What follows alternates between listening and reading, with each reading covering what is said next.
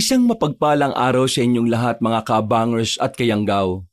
Nais ko lamang ibahagi ang aking karanasan na nangyari pa noong ako ay binata pa lang. Hindi pa uso ang mga teknolohiya noon. Tanging ang aking kompletong alaala lang ang nagsisilbing patunay na totoong nabubuhay pa sa mundong ito ang mga aswang. Tawagin niyo na lang ako sa pangalang Dante. Kabanong, mga kabangers at mga kayanggaw, ito ang aking kwento.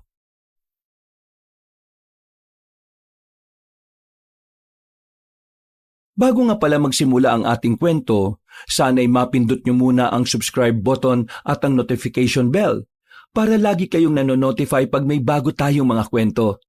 At huwag nyo rin kalilimutan mag-like at comment. Napakalaking tulong po ito sa ating channel para mas makapagatid pa kami sa inyo ng mga magaganda at mga nakakapangilabot na mga kwento. At ngayon, sa ating pagpapatuloy. Ay nako, nakakapagod naman talaga ang buhay na ito. Kagagaling ko lang sa trabaho, ako ba talaga ang magpupuno ng drum na ito? Ay, Diyos ko, hindi ko na talaga masa ng anak kong yun, Palibasa, nagkaroon ng magandang trabaho. Akala niya siguro katulong niya na ako rito. Aling Fatima, pupunin niyo po ba yung drum na yan? Dante. Napadaan ka. Oo Kailangan kong punuin ito kasi wala nang panligo. Alam mo naman, sa susunod pa babalik ang linya ng tubig dito sa Baryo Masigla. Tulungan ko na po kayo. Ay nako, nakakahiya naman sa'yo. Tinulungan mo na nga ako nung nakaraan Tutulungan mo pa ako ngayon. Nakakaabala na. Ano ba naman kayo? Hindi naman po kasi ibang tao na kayo sa akin Magiging nanay ko na rin naman kayo balang araw. Nanay na ang tawag ko sa inyo kasi matagal na rin naman kami ni Alona. Ay, ikaw talaga. Ayos na ako na tawagin mo munang Aling Fatima. Magkasintahan pa lang naman kayo ng anak ko Tita Fatima na lang kaya para medyo maganda pakinggan.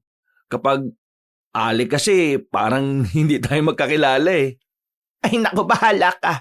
Kahit anong gusto mong itawag sa akin, wag lang nanay o mama kasi hindi pa naman kayo kinakasal O sige po. O paano? Di Tita Fatima na lang po. O sige, handa ko na po itong kariton. Tapos, isakay na natin yung mga balde at galon ninyo. Napangiti na lang sa akin si Tita Fatima. Ina siya ng kasintahan kong si Alona. Matagal na kami ni Alona kaya ganun na rin kalalim ang samahan namin ni Tita Fatima. Parang pangalawang ina ko na rin siya. Wala akong naging problema sa kanya kahit na kailan. Sa katunayan, sobrang bait niya sa akin. Kapag meron akong mga problema, mas maaasahan ko pa siya kaysa kay Alona. Masyado na kasing abala ang kasintahan ko sa maraming bagay mula nang makapagtrabaho ito sa bayan. Binalikan ko si Tita Fatima tulak-tulak ang kariton na ginawa ko. Isinakay naman namin kagad ang malalaking balde at ang mga galon. Tita, pasensya na po kayo kay Alona ha. Alam ko, napapagod kayo sa mga gawaing bahay. Sinabihan ko na naman po siya na tulungan niya kayo kahit magugas man lang ng mga pinggan Ang kaso, palagi kami nag-aaway kapag pinagsasabihan ko siya. Pakiramdam niya kasi, sinasabihan ko siya ng tamad. Ano ka ba naman? Hindi mo naman kailangang humingi ng paumanhin kung tutuusin. Nagpapasalamat pa nga ako sa iyo Kasi hindi ikaw yung tipo ng lalaki na pababayaan lang ang katamaran ng kasintahan niya. Kaso kasi, ganun ang ugali ni Alona. Ang hirap niyang utusan. Pabuti pa nga nung wala pa siyang trabaho. Nagagawa niya pang magwalis-walis sa bakuran. Dapat ako ang humingi ng paumanin sa iyo kasi kapag nagsama na kayo, inaalala ko na baka ikaw lang din lahat kikilo sa bahay ninyo. Hindi naman po siguro. Baka naman kapag dumating na yung araw na yun matuto na siya. Hindi po ako magsasawang magpaalala sa kanya. Maraming gustong maabot sa buhay ang anak kong yon. Ang dami niyang gustong makuha. Ikaw ba, Dante? Ayos ka lang ba sa kanya? Hindi ka ba niya pinipilit na magbigay ng kung ano-ano sa kanya? Sandali akong natahimik sa tanong na yon, Kabanong. Sa totoo lang kasi, mula nang magkatrabaho na si Alona, may nag-iba na rin talaga sa ugali niya. Mas lalo siyang natakam sa mga material na bagay. Hindi na niya nabibigyan ng pansin ang simpleng bagay na pinaghihirapan ko para sa kanya. Madalas din na kapag aalis kami, palaging pinipilit niya na siya ang gumastos. Para daw makain namin ng masasarap na gusto niya kasi siya ang mas maraming pera. Hindi ko na lang yung pinansin dahil ayaw kong may pagsimulan ng away. Pero sa totoo lang Kabanong, napapadalas na ang ugali niyang yon. Parang unti-unti ko na siyang hindi nakikilala. Wala naman po akong problema sa kanya, tita. Ganun pa rin naman po kami. Kung minsan, may maliliit na pagtatalo lang, yun lang naman po. Sigurado ka ba? Baka naman hindi ka nagsasabi ng totoo, ha? Nagsasabi po ako ng totoo, tita. At saka, sasabihin ko naman po sa inyo kapag mayroong problema eh. Kung sakali mang nahihirapan ka na sa anak ko, kausapin mo lang siya, ha? Ipaalala mo sa kanya yung dating siya. Pakiramdam ko kasi, unti-unti na siyang binabago ng kasarapan sa buhay. Hindi na ako nakapagsalita ng mga sandaling yon, Kabanong. Maya-maya lang, nakarating na rin kami sa ilog. Sinimulan kaagad namin ng pagsalok ng tubig. Bukod sa amin, meron pa rin mga tao ang nag-iigib ng tubig. Ilang araw na kasing walang linya ng tubig sa amin at nagiging problema na yon sa buong baryong Masigla. Ay, siya nga pala, Dante. Yung samahan ninyo, yung mga manunugis na tinatawag nyo. Ano ba talaga layunin ng samahan nyong yan? Palagi ko na lang kasing naririnig kapag napapadaan ako sa San Isidro eh. Lahat po ng masasamang nilalang na pwedeng manakit sa mga tao, yun po ang gusto namin pigilan. Pero magdadalawang taon na ang samahan namin, wala naman kaming nakikitang aswang. Ha? Aswang? Yung bang hinahanap ninyo? Opo. May ganun pa ba sa ngayon? Ayon sa mga napagtanungan namin na matatanda, meron pa raw. Pero siyempre, nagtatago sila. Kaya kami, hinahanap namin. Hindi kami tumitigil kasi naniniwala kami na totoong nabubuhay pa sila. Alam mo, maganda yung adhikain ng grupo ninyo. Pero ikaw ha, mag-iingat ka. Kasi baka mamaya hindi aswang ang makalaban ninyo. Ho? Ano pong ibig niyong sabihin? Hindi naman sa ayaw ko sa samahan ninyo. Pero kasi sa samahan ninyo, parang pinapaniwala nyo mga tao na merong aswang talaga eh. Nagdudulot yun ng takot sa mga tao. Baka mamaya kasi, pagbawalan na kayo ng lokal natin. Alam nyo naman kung gaano kasira ulo mga nakaupo. Alam ko naman po yan. Pero huwag po kayong mag-alala. Wala pa naman pong nangyayaring pagbabawal sa amin. Kumusta naman pala kay Alona ang tungkol dyan? Pinag-aawayan nyo pa rin ba yan? Kung minsan po. Pero nasanay na lang po ako. Hindi ko nga po maintindihan minsan eh. Ayaw niyang maniwala na may aswang, pero naniniwala siyang may multo. Ewan ko ba? Madalas kasing baluktot ang paniniwala ng anak kong yan eh. Ayan. Puno na po lahat ng balde. Maraming salamat ha. Sakto naman ito para mapuno ang isang drum kaya hindi na tayo babalik dito. Sige po. Ihatid ko po muna kayo at tutulungan ko po kayong magsali nito sa drum. Ay nako, napakabuti mo talagang tao. Maswerte ang anak kong ikaw ang naging kasintahan niya. Napangiti na lang ako sa sinabi ni Tita Fatima, pero wala siyang kalam-alam na kabaliktaran ng sinabi niya ang sinabi sa akin ni Alona. Para kasi sa kasintahan ko, malas siya dahil ako ang naging kasintahan niya. Hindi niya raw mararanasan ng masarap na buhay. Naguguluhan nga ako sa babaeng yun minsan kasi hindi niya rin naman ako magawang iwanan. Makalipas lang ang ilang minuto ay nakarating na kami sa bahay ni Tita Fatima. Matapos kong maisali ng tubig sa drum ay nagpaalam na rin ako sa kanya. Binigyan pa ako ng 2 ampalaya na kakapitas lang sa likod bahay nila. Nandito na ako. Pagpasok ko sa makalumang bahay na pamana sa akin ng lolo ko, naabutan ko kagad si Jerry na nakahiga sa maalikabok na sofa. Nakatingin siya sa akin na parabang wala siyang gana sa kakahintay sa akin. Saan ka ba galing? Bakit? Dapat ba sabihin ko sa'yo? Nagtatanong lang naman ako eh. Bakit ka nandito? At paano ka nakapasok? Iniwan mo kaya nakabukas yung pinto.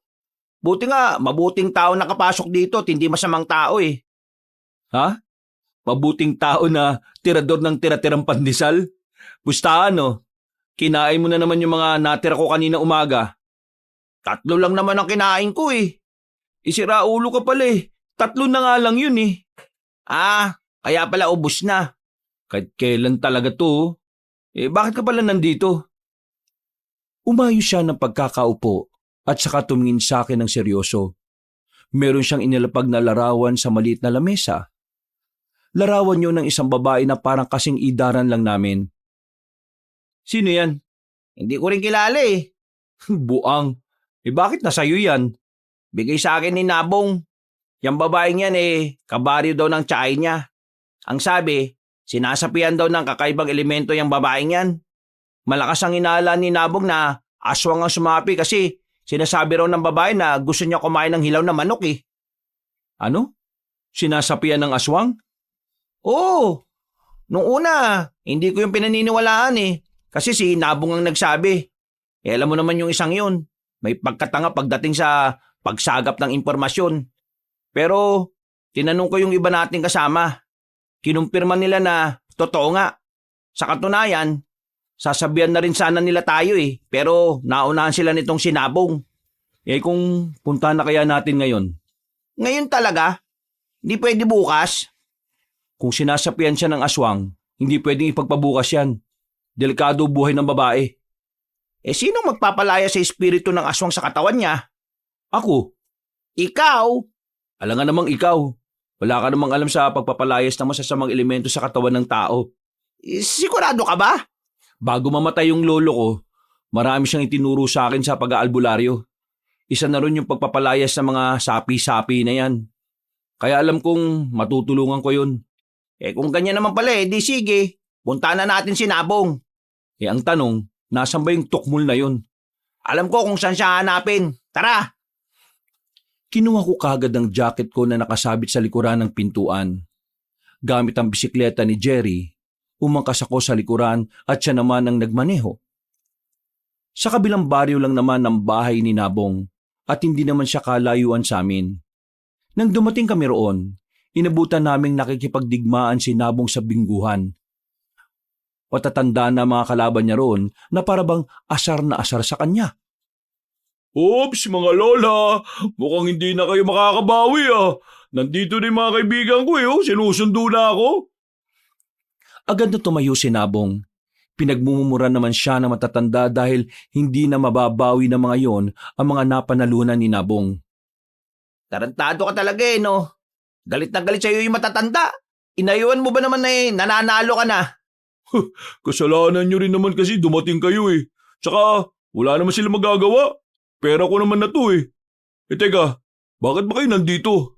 Sinabi sa akin ni Jerry yung tungkol dun sa babaeng sinasapian ng aswang sa baryo ng tiyahin mo. Oo. Buti na lang nagpunta kayo. O ano, puntahan ba natin? Sigurado ka ba talaga na sinasapian ng aswang yon? Nagtanong ako sa tiyahin ko. Sabi niya oo raw. Kilalang chismosa ang tiyahin ko ron. Kaya alam kong totoo yung nasagap niyang balita. Pagkakataon na natin yan para magpasikat. Kapag nagamot natin yung babae, makikilala yung samahan natin. Ang tanong, paano natin mapapalayos yung nakasapi na aswang sa babae? Ito si Dante, marunong daw Nakakalimutan mo na bang kilalang albularyo yung lolo ko? Yung lolo mo, oo. Pero ikaw? Naturuan ako ng lolo ko. Wala ka yatang tiwala meron naman akong tiwala sa'yo. Ikaw ang pinuno ng sama natin Pero sigurado ka ba talagang marunong ka? Ang mabuti pa, samahan mo na kami kung saan yon at patutunayan ko sa'yo. O siya, sige. Magaga pa naman Kukunin ko lang yung bisikleta ko. Hintayin niyo ako dito Agad kaming nagtungo sa kabilang baryo para puntahan ang sinasabi ni Nabong na babae. Halos 5 minutong pagbibisikleta lang ay nakarating na rin kami kagad doon. Tahimik ang bakuran. Kung titingnan ng bahay na nasa harapan namin, ay parang matamlay ang atmosfera doon. Nagkibit-balikat na lang si Nabong, pero lumapit na rin kami sa bakod para patunugin ang maliit na bell na naroon. Hindi nagtagal, isang matandang lalaki ang lumabas. Ayon sa suot at itsura nito, masasabi ko na agad na isa siyang incheck. Paglapit niya sa amin, tiningnan niya muna kami mula ulo hanggang paa. Nagkatinginan naman din kaming tatlo. Hindi kasi namin inakala na yun ang lalabas. Kaya parang nagkahiyaan kami kung sino ang kakausap sa kanya, hindi naman kami marunong magsalita ng incheck. Ano? Wala ba sa inyo sasalita? Ano ba inyo kailangan? Pasensya na po. Akala po kasi namin hindi kayo nakakapagsalita at nakakaintindi ng Tagalog eh. Ako tagal na dito nakatira Pilipinas. Kaya ako marunong na rin. Ano ba inyo sadya? 8:00 na lang gabi Narito po kami para po sa babaeng si Alisa. Nabalitaan po kasi namin na Si Alisa inyo hanap? Teka. Kayo ba tutulog sa asawa? Mabuti naman kayo dating agad. Kasi ako hintay sa inyo nung nakaraan pa eh. Halika. Pasok kayo, pasok.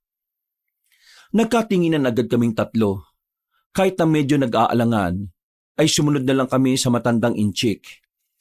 Pinupo niya kami sa harapan ng mahabang lamesa na yari sa kawayan.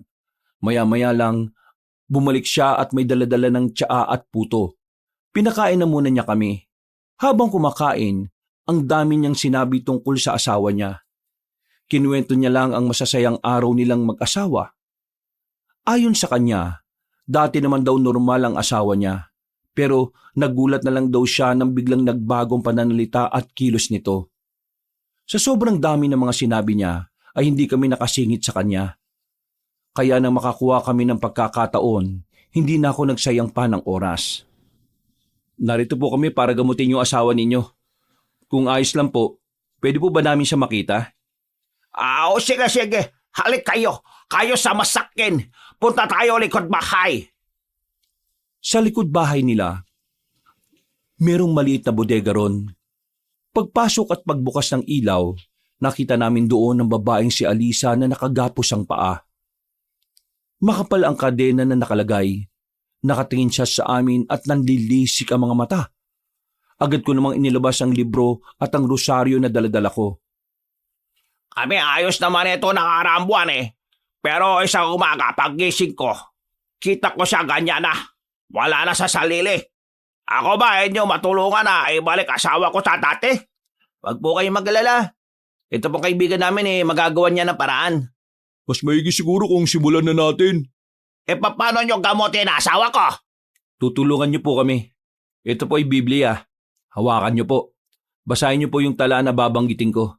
Kayong dalawa naman mga pre, hawakan niyo yung babae sa magkabilang kamay ha. Sisimulan na natin. Pumwesto na ako sa harapan ng babae. Binuklat ko na ang librong itim. Nakapikit ako pag binabasa ang pahina habang dinadama ang paligid. Masamang elemento na pumasok sa katawan ng babaeng inosente na ito. Lumayas ka ngayon din kung ayaw mong mamatay. Hindi kita titigilan. Dahil ang kapangyarihan ng kabutihan ay mas malakas pa sa kasamaan ng kadiliman. Lumayas ka! Umalis ka! Sa ngalan ng Panginoong Hesukristo, lisanin mo ang katawan ng babaeng Talantado! Ako ba inyo nilolok ko? Ha? Bakit po nyo ginawa yun? Sinisira niyong ritual. Ritual mo mukha mo! Bakit yung ritual asawa ko? Hindi naman siya sapi-sapi. Asawa ko may sila utak, nabaliw, nabuang, hindi sinapian. Mga sila ulo. Kayo sayang oras ko. Kayo wala respeto sa pinagdaanan ng asawa ko. Layas kayo rito, layas! Bago ko kayo tagayin aking katana. Layas! Mga buwisit! Binato niya pa ako ng Biblia sa muka. Nagmamadali kami makalabas ng bakuran nila at agad na lumayo roon. Binatukan ko naman agad si Nabong sa nangyari. Mali-mali na naman kasi ang impormasyon na nakuha niya. Bulilyaso, napahiya pa kami sa matandang inchik na yon. Sa halip na makapagpabango kami ng pangalan, mukhang masisira na kami sa baryong yon. Sira ulo ka rin talaga no? Ang sabi mo sinasapian ng aswang yung babaeng yon. Nabaliw lang naman pala yun. Ano magagawa ko? Sinabi ko lang naman sa inyo kung ano yung mga narinig ni Tia tungkol sa babae. Sana man lang kasi nag-double check ka. Kung tama nga ba yung impormasyon. Langya ka Nakakaya yung ginawa natin. Napapakamot na lamang ako sa ulo ng dahil sa nangyari. Makailang beses namin pinagbababatukan si Nabong dahil sa kahihiyan. Napatambay na lang kami sa ilog kahit na lumalalim na rin ang kinagabihan. Walang ya. Naiinis pa rin ako. Nakakabalas yung ginawa natin. Kahit ako yung matandang inchik magagalit din ako kanina. Oo na, kasalanan ko na. Pero yun lang din naman kasi yung sinabi sa akin ni Tia Ang bihira ka. Kaya pala unang tingin ko pala sa babae parang may mali na Yan ang balak natin ngayon. Di balik sa dati. Isipin na lang natin na hindi nangyari yun. Kapag kumalat hanggang sa atin yung ginagawa natin, anong gagawin natin? Ipagdasal na lang natin na sana hindi. Kasi kapag nalaman ng iba yan, tapos tayo. Sira-sira tayo. Pwede bang iba na lang ang pag-usapan natin? Pakiramdam ko sinisisi niyo ako Diyos ko. Oo, sinisisi ka talaga namin.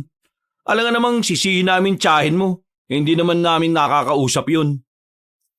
Sumaglit lang kami sa tambayan doon at maya-maya lang din ay naisipan na rin naming umuwi. Dumaan pa ako saglit sa bahay ng kasintahan kong si Alona, pero hanggang sa mga sandaling yon ay hindi pa rin siya nakakauwi. Sa mga nakalipas na araw, napapansin ko no na napapadalas na ang pag-uwi niya nang wala sa oras. Napapailing na lang ako habang tinatahak ang daan pag-uwi. Nang malapit na ako sa bahay namin, saka ko nakasalubong si Alona. Nilapitan ko siya kagad para kausapin. Pero unang salita ko pa lang ay nakaramdam na ako ng pagkairita niya. Alona, bakit ngayon ka lang? Alanganing oras na May pinuntahan lang ako. Pinuntahan? Saan? Pwede bang wag mo muna akong tanungin ng kung ano-ano? Pagod ako. Gusto ko lang munang umuwi at makapagpahinga. Tuwing susubukan kitang makausap, palagi ka nalang pagod. Kapag sa akin ba talaga wala ka ng oras na mailaan? Dante, alam mo naman ang trabaho ko. Kung sino-sinong kinakausap ko sa araw-araw, iba't ibang tao, iba't ibang ugali. Malamang, mapapagod ako. Pero nagagawa mo nga maglaan ng oras sa ibang bagay Kasi yon, nakakapagpasaya sa akin. At ako hindi. Sino magiging masaya sa ganito? Kakauwi ko lang, ito kagad ang bungad mo sa akin. Palibasa ikaw, hindi ka naman napapagod. Ni wala ka nga rin kinikita sa pagiging manunugis mo na yan Kabaliwan lang yan. Manunugis ka dyan. Wala naman kayo matugis. Para kayong mga weirdong tao. Huwag mo naman sanang malitin kung ano yung mga ginagawa namin. Kasi ayoko na makipagtalo. Uuwi na ako para makapagpahinga na. Ang laki na talaga ng pinagbago mo, Alona. Nagsimula lang naman lahat ng yan nung magkatrabaho ka. Di anong gusto mong sabihin? Binago ng pera ang ugali ko? Ganun ang tingin mo sa akin? Bakit, hindi ba? Alam mo, kung wala ka lang magandang may dudulot sa akin, pwede bang wag mo na akong kausapin? Kasi mas lalo lang akong napapagod sa mga sinasabi mo Hayaan mo na muna akong makapagpahinga, pwede? Magsasalita pa sana ako, pero naglakad na siya ng mabilis. Wala akong nagawa kundi ang hayaan na lang siyang makalayo. Aminin ko man o hindi, nababahala na ako sa kanyang inaasal. Habang tumatagal, palala ng palala ang pinapakita niyang pagsasawalang bahala sa mga taong tunay na nagmamahal sa kanya. Kinabukasan, balik sa dati ang buhay ko. Papasok ako sa trabaho bilang tagabantay ng mga inaalagaang hayop ng isa sa pinakamayamang tao sa lugar namin. Malaki naman ang kinikita ko ron kahit na madalas wala naman akong ginagawa. Maikli din ang oras ng trabaho. Basta mapakain mo lang ng tama, yung mga alaga niya'y ayos na. Ang kaso nga lang, paminsan-minsan lang ang pasok ko ron. Depende kung kailan ako ipapatawag. At kung kailan nawala yung tunay na nag-aalaga sa mga hayop. Pero ganun pa man, kahit na 1 o 2 araw lang ang ipinasok ko ron, sumasapat na yon para sa panggastos ko sa loob ng 2 linggo. Kaya nga lang, kung minsan ay nasasaid kaya umi-extra din ako sa ibang trabaho. Bagay na hindi alam ni Alona. Hindi ko rin kasi sinasabi dahil sa alam kong mamaliitin niya lang din naman ako. Wala bang pagpupulo ngayon, Dante? Wala na muna siguro. Wala pa namang dapat pag-usapan Sayang no? Kung totoo pala sanang sinasapian ng aswang yung babae kagabi, di sana sikat na tayo kung nagamot natin. Kung totoo, kaso nagkamali tayo Buwisit, nakakaya pa rin. Uy, Dante! Jerry! Napalingon kaming dalawa nang marinig namin ang tawag ni Nabong. Nakasimangot namin siyang hinarap. Hinihingal pa siya na parang sobrang layo ng itinakbo niya papunta sa amin. Oh, ano na naman? May daladala ka na naman katarantaduan, no? Sandali. Mamaya na kayo magsalita. May sasabihin ako mahalaga. Siguraduhin mo lang na mahalaga yan, ha? Kasi saasapakin ko na talaga yung mukha mo kapag kalokohan na naman yan. Hindi. Tungkol to dun sa babae. O di kalokohan nga talaga yan. Hindi to kalokohan. Makinig nga muna kayo kasi. O sige na. Magsalita ka na kasi. Nakahanda na tong kamao ko, ha? Pasensyahan talaga tayo. Yung babae kagabi na pinuntahan natin, hindi pala siya totoong baliw. Nagpapanggap lang siyang baliw para makakuha ng tamang pagkakataon para takasan yung inchik na yun. Nananakit daw kasi yung inchik eh. Hoy, ano naman ngayon? Suntukin na kaya kita. Wala na tayong pakialam kung nagpapanggap lang na baliw yun o hindi. Buhay nila yun eh. Bahala sila magsakitan. Manahimik na muna kasi kayo. Wala pa ako sa pinakasasabihin ko eh. Yung babaeng yun, kagabi rin nakatakas. Kanina madaling araw, habang naghihintay ako kay Tia para ihatid siya sa bayan, nakita ko yung babae, natakbo. Humingi pa nga siya ng tulong sa akin kaso bigla naman siyang umalis. Tapos kaninang umaga, mga nakita na lang yung bangkay ng babae sa gilid ng kalsada eh. Pinatay ng inchik malamang. Hindi, malabong yung inchik yung pumatay sa kanya. Pero siya yung pinagbibintangan ng mga tao. Pero para sa akin, hindi siya. Paano mo naman nasabi na hindi siya? Sabi mo nga nananakit yung inchik. Naalala niyo ba yung nabasa nating libro noon? Yung lumang libro na manipis lang? Yung tungkol sa maalamat na aswang na umiinom ng dugo ng tao? O paano naman namin makakalimutan yun eh? Doon nagsimula yung grupo nating manunugis. Tingin ko, ganun yung nangyari sa babae. Sobrang tuyot na tuyot kasi siya eh. Payat na payat. Parang sinimot talaga yung dugo niya. Sobrang putla. Nung una hindi ako naniniwala na nawalan siya ng dugo eh. Pero nung nakita ko yung parang butas niya sa bandang pulso sa kamay, doon na ako napaisip. Sigurado ka bang totoo na yung sinasabi mo? Oo nga, totoo nga to. Bakit ba ayaw niyong maniwala? Gusto ko makita yung katawan ng babae. Kung ganun di sumama kayo sa akin. Kilala ng tiyahin ko yung pinagdalang morgue sa babae. Wala kaming sinayang na pagkakataon ng mga sandaling yon, Kabanong. Mabilis namin pinuntahan ng morgue. Nakasaklob na ng kulay itim na tela ang bangkay at sisimulan na sanang imbalsamuhin. Pero buti na lang ay nakakuntsaba namin ang lalaki para sandaling matingnan ng bangkay. Tiningnan ko ang pulso sa bandang kamay. Doon ko nakita ang 2 butas na parang gawa ng mahabang pangil. Lumabas kami kagad matapos kong makumpirma sa sarili ko. O ano? Anong tingin mo? Mga tol, tingin ko magkakaroon na ng buhay ang samahan natin. Bakit? Sigurado ka na bang aswangin dumali sa babaeng yon? Di ako pwede magkamali. Pero ganun-ganun yung nasa librong nabasa natin eh. Iba't ibang emosyon ang naramdaman namin ng mga sandaling yon. Nababahala, natatakot at nasasabik. Nababahala kami dahil alam namin na ang ganong uri ng pagpatay ng aswang ay hindi pangkaraniwan. Iba ang level ng aswang na gumagawa ng ganon. Natatakot kami dahil kapag nagkataon, kami ang samahan na makakaharap ng aswang. At kung mangyayari yon, aminado kaming mahihirapan kami dahil karamihan sa amin ay puro bago. Pero sa kabilang banda, nakakaramdam din naman kami ng kasabikan. Dahil kung sakaling mapatay namin ang aswang na yon, paniguradong makikilala ang samahan na binubuo namin. Dahil sa posibilidad na baka aswang nga ang pumaslan sa babae, napatawag agad ako ng pagpupulong.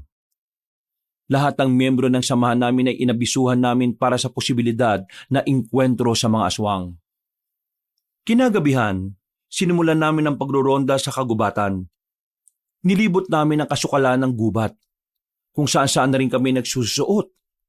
Inabot na kami ng madaling araw sa kakahanap sa aswang.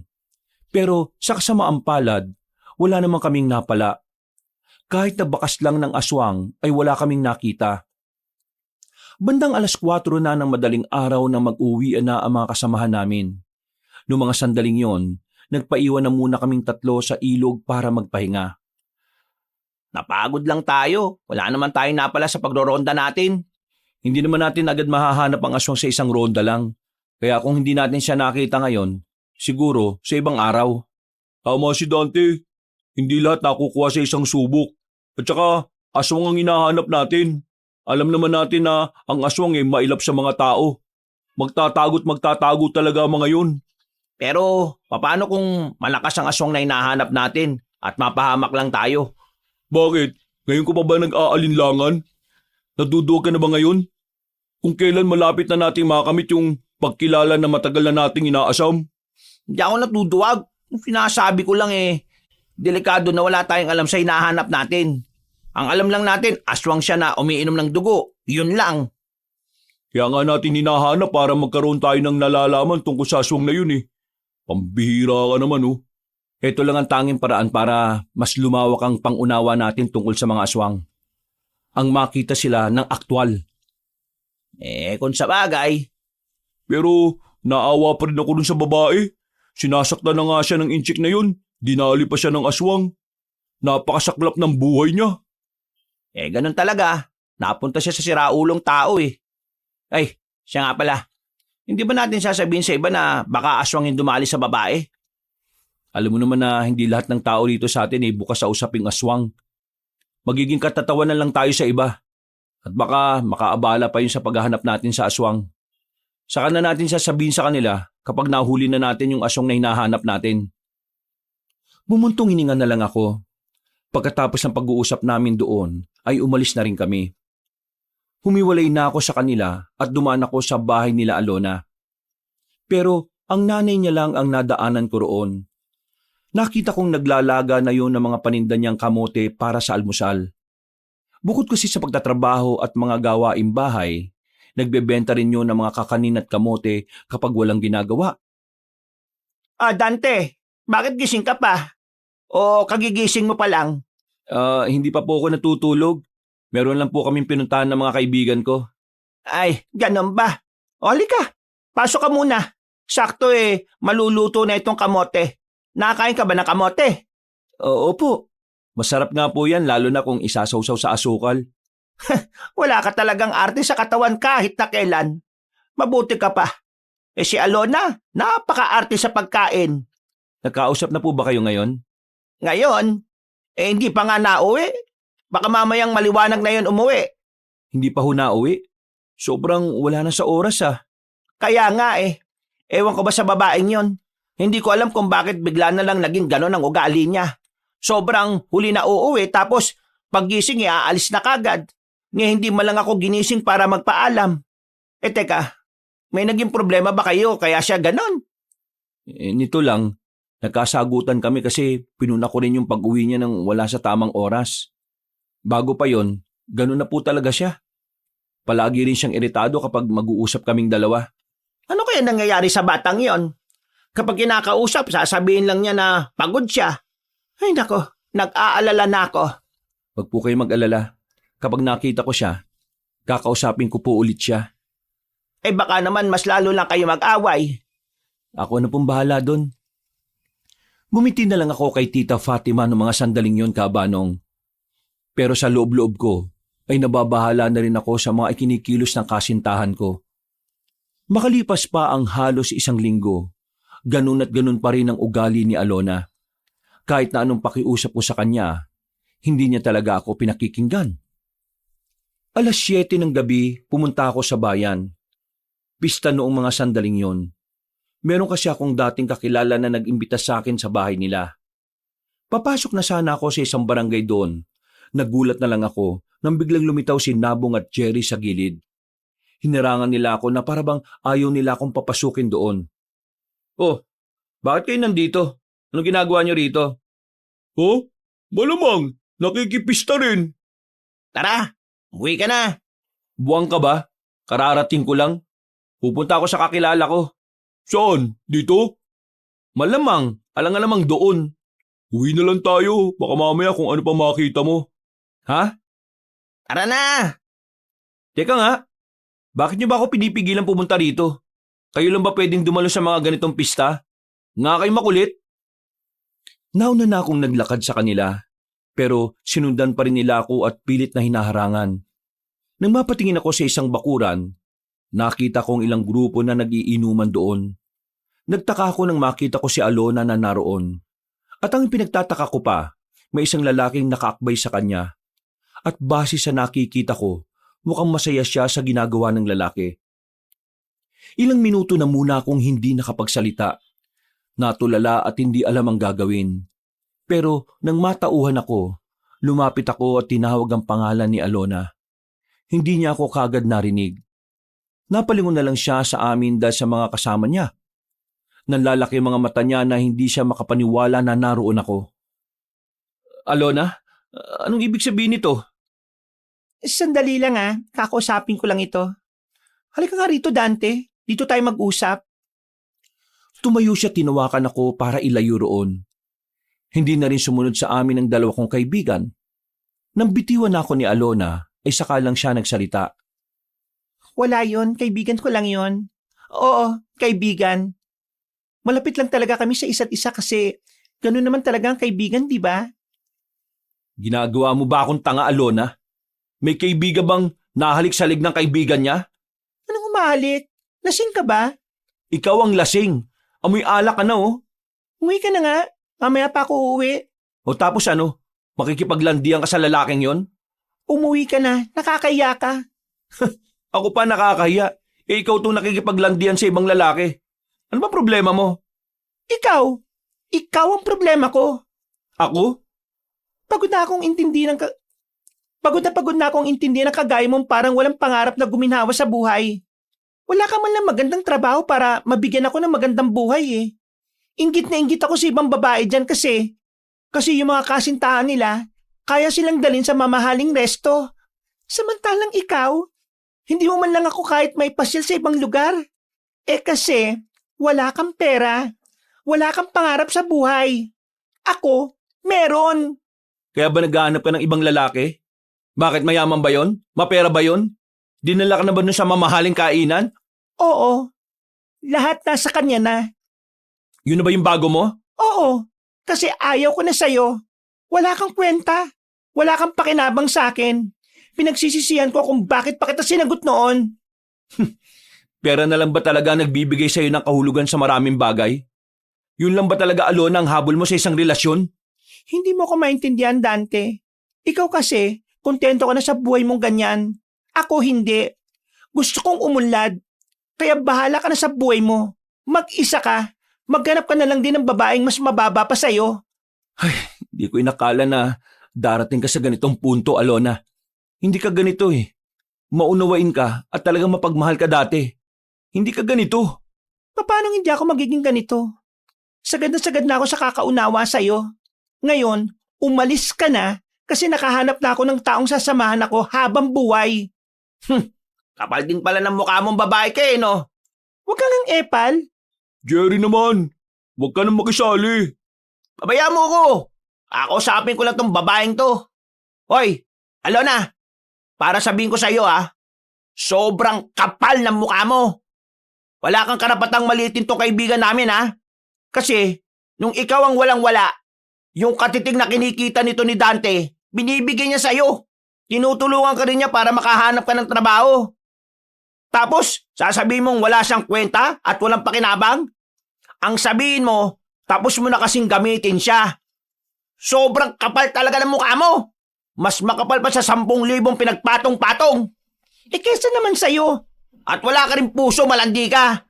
Yung nanay mo hirap na hirap sa kakatrabaho tapos ikaw, hindi mo man lang magawang makapagbigay. Lahat ng pera mo iyo lang. Napakawalang kwenta mong anak. Makati ka na nga, ang asim mo pa.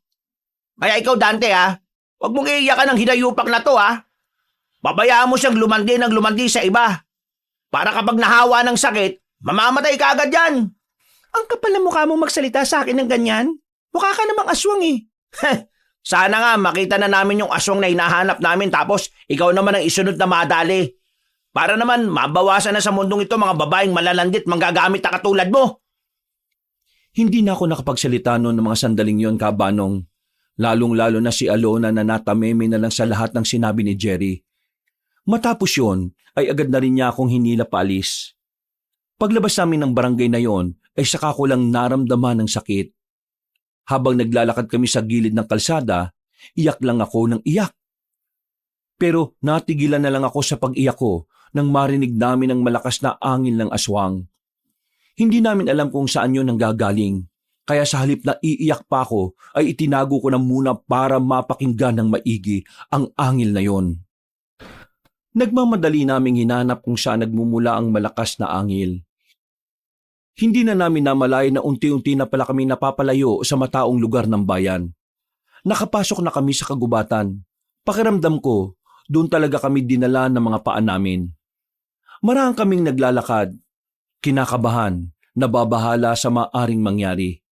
Pero sa kabila nun, may kasabikan kaming nararamdaman.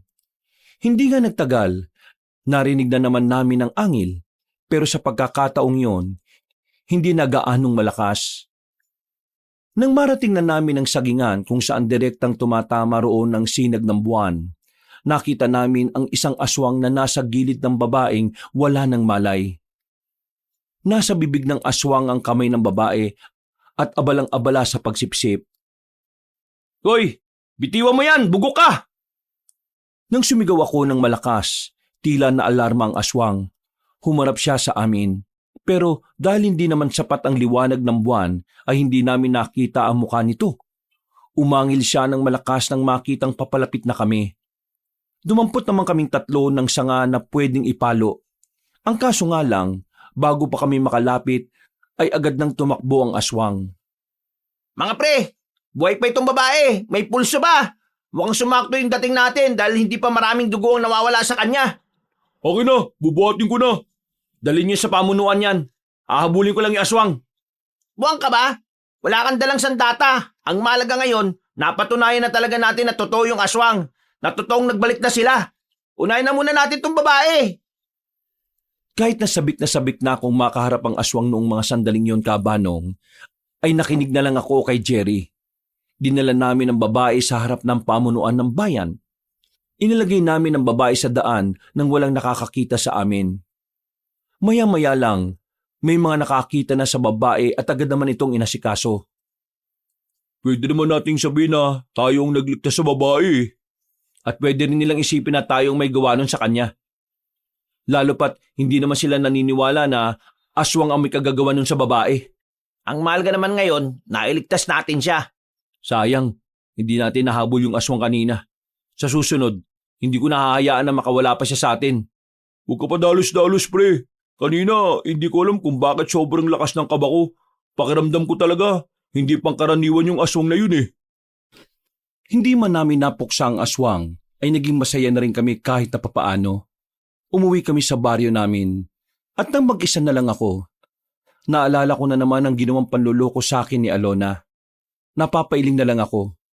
Wala nang luhang lumalabas sa mga mata ko. Ang kalungkutan ay napalitan na rin ng galit. Dahil sa engkwentro namin sa aswang, mas lalong naging ganado ang samahan namin. Pinagtatawanan man kami ng mga tao dahil sa mga kwentong kumakalat, hindi na lang din namin sila inintindi. Sinimulan na rin namin ang matinding pagsasanay bilang paghahanda sa paghaharap namin sa aswang. Kahit papaano ay nagkaroon ng magandang progreso ang mga ginagawa namin dahil lahat sila ay natututo naman. Oh, sige na mga kasama. Umuwi na kayo. Magpapahinga lang kami rito at uuwi na rin kami. "Diretso bahay ah. Hindi yung puro katarantaduhan pa ang gagawin nyo. Kami na ng mga asawa nyo eh." "Mga tol, maraming salamat ah. Ha? Salamat saan? Sa pagsama nyo sa akin sa pagbuo ng samahan natin." "Buwang ang putik. Hindi mo naman kailangan magpasalamat eh. Gusto rin naman namin itong ginagawa namin. Di ba, Jerry?" Oo nga. Para ka namang iba eh. Basta, nararamdaman ko, malapit ang makilala ang samahan natin. Malapit na natin makasagupa at mapatay ang aswang na yon. Kaya kailangan natin pagandaan ang araw na yon. Natigil lang ang usapan namin nang biglang may napansin kaming matandang lalaki na naglalakad. Normal naman ang kasuotan niya. Meron siyang daladalang tungkod, malinis ang muka, at talaga namang walang kahit na anong bigote o balbas.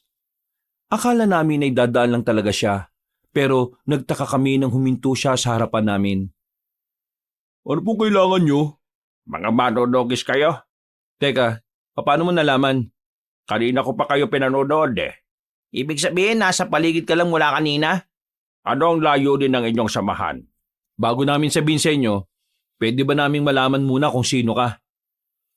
Huminga ng malalim ang matandang lalaki at tumingin sa malayo. Humiti siya sa amin na parabang matagal na niya kaming kilala. Umupo siya sa malaking bato at saka muling nagsalita. Sabihin na lang natin na isa akong albularyo. Isa kang albularyo? Ngayon, sabihin nyo naman sa akin kung anong layunin ng inyong samahan. Gusto namin makilala ang samahan namin. Kaya nga gustong-gusto naming mahuli ang aswang na yun eh. Makilala ang inyong samahan sa pamamagitan ng paghuli sa isang aswang? Dito sa amin, kahit na meron namang naniniwala sa mga aswang, mas marami pa rin kasi talaga ang pinagtatawanan lang kami. Kaya gusto naming mapatunayan sa kanila na totoong layunin ang ginagawa ng samahan namin. Na totoo ang sinasabi naming mga manunugis. Hindi magtatagumpay ang inyong samahan kung mababaw ang inyong layunin. Mababaw? Uy, Manong, huwag naman ganyan. Pinaghihirapan namin ang mga ginagawa namin tapos sasabihin mo lang na mababaw. Kung wala po kayong masasabing maganda, mas mainam na pong umalis na lang kayo. Hindi. Hayaan natin siya magsalita. Ang mga tungkulin na may kinalaman sa pagkamit ng kapayapaan ay may mas malalim na dahilan. Malalim na dahilan? Kapag nalaman nyo ang pinakadahilan kung bakit kailangan nyong labanan ng aswang, doon nyo mas maiintindihan kung ano ba talaga ang papel nyo sa mundo. Teka, sandali. Dati ka bang manunugis? Kung marami kang nalalaman sa mga aswang ah. Hindi lang marami. Sobrang dami. Kayo, bagito pa kayo sa paningin ko. At sa nakikita ko, walang patutunguhan ng samahan ninyo dahil sa kababawan ninyo. Iba na tabas ng dila mo, tanda. Anong tinawag mo sa akin? Ikaw kasi, masyado ka mayabang. Akala mo naman kung sino kang magsalita. Nagulat na lang kami nang biglang hawakan ng matandang lalaki ang kwelyo ni Nabong. Agad naman ding umalma ang kaibigan namin. Nang akmang itutulak niya siya ng matandang lalaki ay nabigla kami sa sumunod na nangyari. Nahawakan ng matanda si Nabong sa kamay at biglang walang kahirap-hirap na binuhat at binalibag. Sa nakita namin, parang hindi yun gawain ng isang matanda. Hindi ka panipaniwala na nagawa niyang ibato si Nabong ng parang papel lang. Paano mo nagawa yun? Bago pa kayo isinilang sa mundong ito, alam ko na ang papel ko sa mundong ito mula nang kalabanin ko ang mga nilalang na yon. Kung gusto niyong magtagumpay, burahin niyo ang pansariling interes at isaalang-alang ang mas makabubuti. Teka, sandali lang. Pwede ka ba namin maging master? Master? Master, seryoso ka ba? Binalibag niya nga ako eh. Nararamdaman ko na matutulungan mo kami. Kaya pwede mo ba kaming turuan ng mga nalalaman mo? Mga bagay na may kinalaman sa pagtugis ng aswang. Handa kaming matuto. Huminga ng malalim ang matandang lalaki. Tumingin siya sa amin ng seryoso. Sandaling napailing at saka tinapik ako ng mahina sa balikat. Bukas, dito rin. Magkita-kita tayo rito. Naglakad na paalis sa matanda. Hindi ko alam pero may naramdaman akong saya noong mga sandaling yon. Pakiramdam ko, marami talaga kaming mapapala sa matandang yon. Nakalimutan ko nang itanong ang pangalan niya. Sinubukan ko siyang habulin pero hindi na namin siya nakita. Loko matanda yun ah. Mukhang hindi talaga siya pangkaraniwan. Bukas, pupunta tayong 3 ah. Walang dahilan para hindi magpunta. Matapos niya akong ibalibag. Kasalanan mo rin naman kasi, sira ulo ka eh. Naglakad na lang kami pauwi. Habang naglalakad kami, hindi namin maiwasang hindi pag-usapan ng aswang. Nalibang na kami sa pag-uusap, kaya naiba na rin ang direksyon namin. Laking pagtataka rin namin dahil hindi naman kami naligaw doon noon. Malapit lang din kasi yon sa baryo namin. Alang ya, pinaglalaro na yata tayo ng mga engkanto eh. Kanina pa tayo dito lakad ng lakad pero wala pa rin tayo sa kalsada. Hindi kaya naingayan sila sa atin? Mga engkanto, kung naririnig nyo kami, nakikiusap ako sa inyo. Huwag nyo naman kaming paglaruan oh. Kailangan namin makauwi sa amin dahil may kailangan din kaming gawin bukas. Walang kahit na anong tugon sa amin. Ipinagpatuloy na namin ang paglalakad. Sa hindi namin malamang dahilan, meron na kaming natanaw na isang lumang tulay. Isang tulay na hindi naman namin nakikita noon. Kaya naman labis ang pagtataka namin. Pero dumaan pa rin kami roon. Sa paglalakad pa namin, meron na kaming natanaw na isang lumang bahay rin. 2 palapag ang bahay. At kahit luma na yon, katakataka na medyo may kalinisan ang bakuran. Hindi kami kagad lumapit. Nag-obserba muna kami. Nang akalain naming wala namang tao, marahan kaming naglakad palapit habang nakahawak sa mga sandata namin. Papasok pa lang sana kami pero nakita na lang namin ng isang matandang lalaki na lumabas sa pintuan. Hindi namin makita ang mukha dahil madilim sa parting yon. Sino kayo at anong ginagawa niyo rito? Ikaw ang dapat naming tanungin yan. Sino ka? Anong ginagawa mo sa bahay na yan? Ako ang may-ari ng bahay na ito. Kaya kahit na anong oras ay pwede akong magpunta rito. Sandali, manunugis ba kayo? Paano mo nalaman? Hindi sumagot ang matandang lalaki. Biglang namayani ang katahimikan. Nakaramdam na lang kami ng kaba at nadagdagan pa ito dahil sa malamig na simoy ng hangin. Kinutuban na ako ng masama. Nang bubunutin ko na ang sandata ko, ay bigla niya akong sinipa ng malakas. Tama nga ang hinala ko ng mga sandaling yon. Ang matandang nakaharap namin ay isang aswang. Hinabol ng 2 ang matandang aswang na yon pero hindi rin nila inabutan. Masyado raw yung mabilis. Tumalon din ang mataas sa mga sanga at puno. Buwisit, siguro siya yung aswang na nakita nating humihigop ng dugo sa babae. Kung pagmamayari niya nga yung bahay na ito, pasukin natin sa loob. Baka meron tayong malaman tungkol sa kanya. Pumasok kami sa bahay na yon. Naghalungkat kami pero wala naman kaming nakitang kahit na ano na may kinalaman sa mga aswang. Paglabas namin ng bahay, meron kaming natapakan na bagay sa ibaba. Pagdampot ko, isang pitaka. Lumang pitaka na walang laman na kahit na ano, maliban na lang sa nag-iisang larawan. Nang makalabas na kami ng kagubatan, saka lang namin nakita ang mukha na nasa larawan. Nabasa namin ang nasa larawan at nalaman naming 3 taon na pala mula nang ipadevelop yon. Pagtingin naman namin sa mukha ng nasa larawan ay pare-pareho kaming nagtaka sa aming nakita. Teka Dante, di ba ito yung matandang albularyo na nakausap natin kanina? Oo nga mukha niya eh. Pero galing sa aswang larawan na to E di, isa lang ang ibig sabihin yan.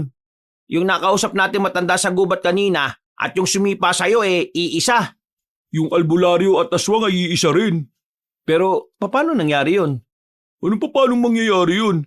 E di malamang, nagpapanggap siyang albularyo para makapambiktima. Hindi. Iba yung pakiramdam ko sa albularyong nakausap natin kumpara sa nakausap natin kaninang aswang. Sinasabi mo bang magkaiba sila? Tingnan mo nga pre. Yan na yan yung mukha Pre, magising ka nga. Aswang yung albularyo. Kamukhang kamukha niya yung nandyan sa larawan. Paano yan? Pupunta pa ba tayo bukas? Kung totoong aswang ngayong albularyo na nakausap natin, yun ang pagkakataon natin para mahuli siya. Samantalahin na natin.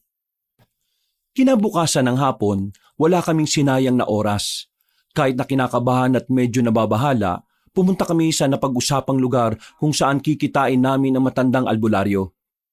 Dala-dala rin namin ang mga sandata namin at sa katunayan, napagplanuhan na rin namin kung papaano siya huhulihin. Pagdating namin sa lugar ay wala pang matanda. Kanina pa tayo dito. Darating pa kaya yung siyang yun? Baka hindi na. Nabuko na natin yung tinatago niyang sikreto eh. Nararamdaman ko darating siya. Kaya ihandaan niyo yung sarili niyo. Kakayanin ba talaga natin siya? 3 tayo, mag-isa lang siya. Kung sabay-sabay tayong aatake sa kanya, hindi yun magiging mahirap para sa atin. Naghintay pa kami ng halos kalahating oras. Saktong 5:00 ng hapon, nakita na namin na matandang lalaki. Ganun na ganun pa rin ang suot niya.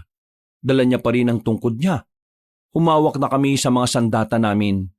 Napansin niya yon, kaya tumigil siya ng ilang metro na lang ang pagitan namin sa kanya. Sandali, ano nangyayari? Diyan ka lang muna. Meron lang kami itatanong sa'yo. Sagutin mo lang na maayos. Magpakatotoo ka. Kung hindi, mapipilitan kaming paslangin ka ngayon din. Paslangin? Totoo ba talagang albularyo ka o nagpapanggap ka lang para makapambiktima ka? Ha? Anong pinagsasasabi mo? Sumagot ka!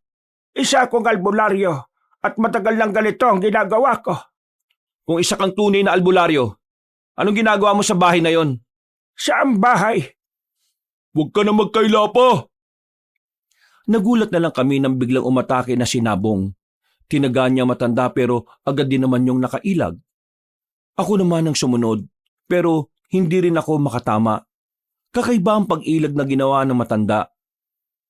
Parang hindi siya matanda kung kumilos. Mga pre, kalma! Anong kalma? Siya ang aswang na nakita natin. Hindi tayo pwedeng kumalma ngayon. Kailangan nating tugisin ang isang yan. Sandali lang, magpapaliwanag ako! Pagpapaliwanag? Wala ka nang dapat ipagpaliwanag. Aswang ka! Hindi ako aswang!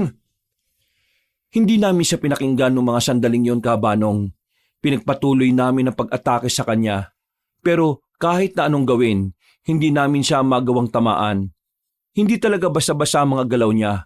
Kalkulado bawat kilos. Maya-maya lang, nakakuha ng tamang pagkakataon ng matanda. Sinuntok niya ako sa tagiliran. Namilipit ako sa sakit kaya napaupo ko sa sahig. Habang sinabong naman, walang pakundangan pa rin sa paglait. Pero kalaunan, binalibag lang din siya na matanda sa katawan ng malapad na puno. Ano? Iisa ka rin? Ha? Hindi naman ako makikipag-away eh. Makinig kayong tatlo. Hindi ako ang aswang na hinahanap ninyo. Kung ako ang aswang, hindi ko na sana kayo pinuntahan rito para turuan at sanayin. Kung hindi ka aswang, paano mo ipapaliwanag ang larawan na nakita namin? Ang aswang na nakita nyo na kamukhang kamukha ko ay ang aking kakambal. Kakambal? Kakambal? Malaking kalokohan. Palusot lang yan ng mga taong nahuhuli na. Kung ayaw nyong maniwala, tingnan nyo ang larawan na ito. Inabot sa akin na matandang isa pang larawan na kung saan naroon siya at isa pang kamukha niya. Dahil doon ay tuluyan na rin kaming nakumbinsi. Napapakamot na lang kami ni Nabong sa ulo dahil sa kahihiyan. Hindi na tuloy kami makatingin ng mata sa mata. Ang kulit nyo kasi, sabi ng kumalma kayo eh. Pasensya na po ah. Hindi namin alam. Ang naisip lang talaga namin kanina mapuksa ang aswang eh. Naiintindihan ko. Kahit di naman sino ay aatakin ako kung talagang kamukhang kamukha ko ang aswang. Pero ang larawan na nakita nyo sa bahay na yon ay kuha niya nitong mga nakaraan taon lang. Kaya talagang kamukhang kamukha niya na ako ron. Teka, bakit ka nagkaroon ng kakambal na aswang? Siya lang ba ang aswang sa pamilya ninyo? Mga bata pa lang kami. Iba na talaga ang pananaw ni Leonardo sa buhay. Iniisip niya noon pa na mas maganda kung ang isang tao ay mabubuhay ng mas matagal. Nang magbinata na kami, minana ko ang pagiging albularyo sa ama namin, habang si Leonardo naman na iba ang landas niya. Natuklasan niya ang tungkol sa mga aswang. Pinag-aralan niya yon nang hindi namin alam. Hanggang sa isang araw, bumalik siya sa amin at sinabi niyang magiging immortal na siya. Nagpayanggaw siya sa nakilala niyang aswang sa gubat. Sa madaling salita, naging aswang siya. Itinago namin siya at inilayo sa taong bayan. Pero hindi palaging iisa lang ang daloy ng hangin sa buhay namin. Nagbago ang landas ni Leonardo nang minsang makakain siya ng buhay na kambing. Dito niya natuklasan na mas lalakas siya kapag kumakain siya ng kumakain ng mga laman. Pero ligid sa kaalaman niya na hindi siya naging immortal kahit na naging aswang siya. Sinubukan namin siyang ulihin nang mapagtanto niya na maaari namin siyang mapatay. Tumakas siya at nagtago-tago. Pero nitong mga nakaraang taon lang, nagkita kami ulit. Akala ko magiging maayos na siya dahil pumayag siyang manirahan sa bahay na yon kasama ko. Pero ang gusto niya lang palang makuha sa akin ay ang isang anting-anting. Hindi niya yun nakuha, kaya tumakas naman siya at di na nagpakita sa akin. Hindi agad kami nakapagsalita sa mga sinabi niya, Kabanong. Medyo namangha at nakaramdam kami ng lungkot sa sinapit nilang magkapatid. Pero nang tingnan ko ang mukha na matanda, nakita at naramdaman ko sa kanya ang determinasyon na mahuli ang kanyang kakambal. Kayo po bang uhulit papas lang sa kanya? Matagal ko nang ginawa yon, pero hindi lang ako nagkaroon ng tamang pagkakataon. Kaya sa sinabi niyong nakita niyo siya, muli akong nabuhayan ng loob. Itong mga nakaraan lang, meron siyang biniktimang babae. Buti na lang naligtas namin. Mga babae ang punterya niya. Dahil ang dugot laman ng babae ay mas nakapagbibigay ng kakaibang lakas sa kanyang katawan. Anong balak mo ngayon? Gusto ko kayong sanayin kung paano pumaslang ng mga aswang. Kailangan ko ng mga makakatulong sa akin. Dahil nararamdaman ko sa mga susunod na araw, hindi lang si Leonardo ang makikita nating aswang sa lansangan. Ibig niyo bang sabihin? Marami ang mga aswang, pero naghihintay lang sila ng tamang pagkakataon. Ano ba talaga ang motibo nila sa mga tao? Ang tanging layunin na nakikita ko, magpapalakas sila ng magpapalakas gamit ang mga tao. At yon ang dapat nating pigilan. Ngayon, sabihin niyo sa akin, handa ba kayong magsanay sa ilalim ng aking pamumuno? Nagkatinginan kami magkakaibigan. Pare-pareho kaming sumang-ayon doon. Alam namin na kailangan namin ng tulong ng isang veteranong mangpupuksa ng mga aswang. Kalaunan, sinabi na rin niya ang kanyang pangalan. Siya daw ay si Mang Carpio, isang malakas at mahusay na albularyo na manunugis. Buong buhay niya ay inialay niya sa kanyang tungkulin. Kaya nung mga sandaling yon, itinaya na rin namin ang aming tiwala sa kanya. Sana'y marami kayong natutunan sa mga itinuro ko sa inyo. Pero hindi pa dyan nagtatapos ang lahat. Bukas ay meron din ako ituturo sa inyo ng mga bago. Hindi ko kayo titipirin sa mga kaalaman dahil nakikita kong mabilis kayong makasunod sa akin. Maraming salamat po ulit, Mang Carpio, at pasensya na po talaga kanina. Huwag yun ang isipin ang bagay na yon. Ang mahalaga ay magkakasundo tayo. Wag po kayo mag-alala. Yung tinuro niyo po sa amin, ay ituturo din namin sa iba pa namin kasama. Sigurado mas lalong lalakas ang loob ng mga kasama namin kapag nakakuha na sila ng bagong kaalaman. At sana, mas dumami pa tayo. Pero ito lang ang gusto kong ipaalala sa inyo. Huwag na huwag kayong magiging kampante. Ngayong sisimulan nyo ng pasukin ang tunay na laban, kahit na pagtulog nyo ay dapat alerto kayo. Napabuntong hininga na lang kami at napatango sa kanyang sinabi. Matapos ang pag-uusap namin, ay nagpaalam na rin si Mang Carpio sa amin. Kami naman ay naglakad na din pauwi. Habang tinatahak ang daan, hindi namin maiwasang hindi pag-usapan na matanda. Kahit kasi napatunayan naming hindi naman siya aswang, pakiramdam namin ay may kakaiba pa rin sa kanya. Alam nyo, parang may kapangyarihan si Mang Carpio. Napansin ko nga rin kanina Parang hindi siya napapagod. Tapos, nakita niyo yung talon niya? Hindi normal Nadinig niyo naman kanina, di ba? Meron siyang anting-anting na gustong kunin ng kakambal niya. Baka kanina, yun din ang gamit niya. Naiisip ko nga rin paano niya kaya papaslangin ng aswang na yun kakambal niya yun. Baka kaya niya tayo kinailangan kasi gusto niya na tayo ang pumaslang sa aswang na yun. Kasi di ba, kapatid niya rin yun kahit na anong mangyari. Mahirap yun para sa kanya. Oo, may punto ka rin sa wakas. Bago ko ubuwi sa amin ay napadaan ako sa bahay nila Alona. Kagaya ng dati, wala na naman siya roon kahit gabing-gabi na. Tanging si Tita Fatima lang ang nakita ko roon. Hindi ko na lang sana papansinin si Tita Fatima dahil gusto ko na rin makapagpahinga. Pero nagulat ako nang bigla niya akong tinawag. Dante, alika rito. Oh, Tita Fatima, bakit po gising pa kayo? Hindi kasi ako inaantok Iniisip ko kasi kayo ng anak ko. Ano ba nangyayari, Dante? Kaninang umaga sinabi sa akin ni Alona na wag na raw kita papupuntahin dito sa bahay. Nag-away na naman ba kayo? Tita, ang totoo niyan, nakikipaghiwalay na po sa akin si Alona. Ha? Bakit naman? Pambihirang babae naman yon. Mas maganda po siguro na sa kanya niyo na lang po itanong. Diyos ko, iho. Pasensya ka na sa anak ko, ha? Ang laki na talaga na ipinagbago niya. Ikaw pa itong nahirapan at nasaktan. Ayos lang po. Naiintindihan ko naman ang dahilan niya Pero wag po kayong mag-alala. Kahit wala na po kami ng anak niyo, palagi pa rin po akong naririto para silip-silipin kayo. At kung sakaling meron kayong kailangan, nandito lang din po ako para tumulong. Hindi ko talaga maintindihan sa anak ko kung bakit ayaw niya sa isang katulad mo. Napakabuti mong tao. Siguro po, hindi talaga sumasapat ang kabutihan. May mga parte talaga ng buhay natin na kailangan nating tanggapin na panandalian lang ang ibang tao sa atin. Ang mahalaga naman po para sa akin, masaya siya at ligtas siya. Basta, ako nang humingi ng paumanhin sa iyo, Dante. Ayos lang po yun. Kayo rin po, mag-iingat po kayo palagi ha. Ikaw, kumusta ka naman? Meron na ba kayong mga nakalaban na aswang? Nagtaka ako sa biglang tanong niya ng ganong bagay. Napansin ko rin sa mukha niya na parabang nababahala siya at patingin-tingin sa paligid.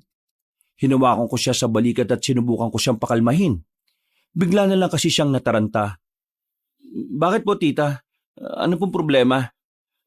Kanina kasi, nanggaling ako sa kaibigan ko sa kabilang baryo. May mga narinig akong usap-usapan doon. May namataan daw silang mga aswang sa gubat. May mga hila-hilang tao na wala ng buhay. Nung una, akala ko chismis lang. Pero napatunayan kong totoo yon kasi nasa lugar din pala na yon yung pamilya ng mga biktima. Dante, nagiging totoo na talaga ang mga nilalang na yon. Hindi naman kita anak pero nag-aalala ko para sa iyo. Pati na rin sa mga kasamahan mo. Hindi niyo po kailangan mag-alala. Nakahanda po kami sa paparating na problema. Hinawakan ko na lang ang kamay ni Tita Fatima para kahit na papaano ay kumalma na rin ang kalooban niya. Hanggang sa makauwi ako sa amin ay hindi mawala-wala sa isipan ko ang sinabi ni Tita Fatima.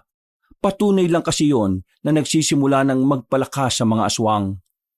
Kinabukasan ay maaga kaming nagtungo sa kitaan namin ni Mang Carpio. Nag-ensayo kami ulit. Marami kaming natutunan sa kanya. Bagay na unti-unti naman naming natututunan. Hanggang sa lumipas pa ng maraming araw, mas naging maalam na rin kami sa mga galaw at bawat kilos kontra aswang. Malaki nang ipinagbago namin sa loob lamang ng 1 buwan. Sa pisikal na pangangatawan din namin ay medyo lumakas kami.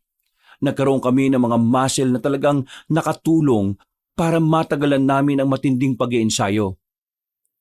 Sa puntong ito, opisyal ko nang tinatapos ang pagsasanay ninyo. Binabati ko kayo. Ayos! Ibig sabihin ba nito handang-handa na kaming haharap sa mga aswang?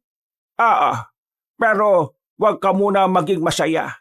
Saka ka na magdiwang kapag nagamit mo na mismo sa mga aswang ang lahat ng natutunan mo. Maraming salamat po, Mang Carpio. Hindi namin inakala na darating ang araw na merong kagaya mo na magtuturo sa amin. Dahil sa inyo, pati ang mga kasama namin ay maalam na rin sa pakikipaglaban. Hindi ito mangyayari kung hindi dahil sa inyo. Lahat ng natutunan ko ay natutunan ko lang din mula sa mga nakatatanda sa akin. Lalo na sa aking lolo. Kaya ipinapasa ko lang ang mga kaalaman na yon sa mga batang henerasyon.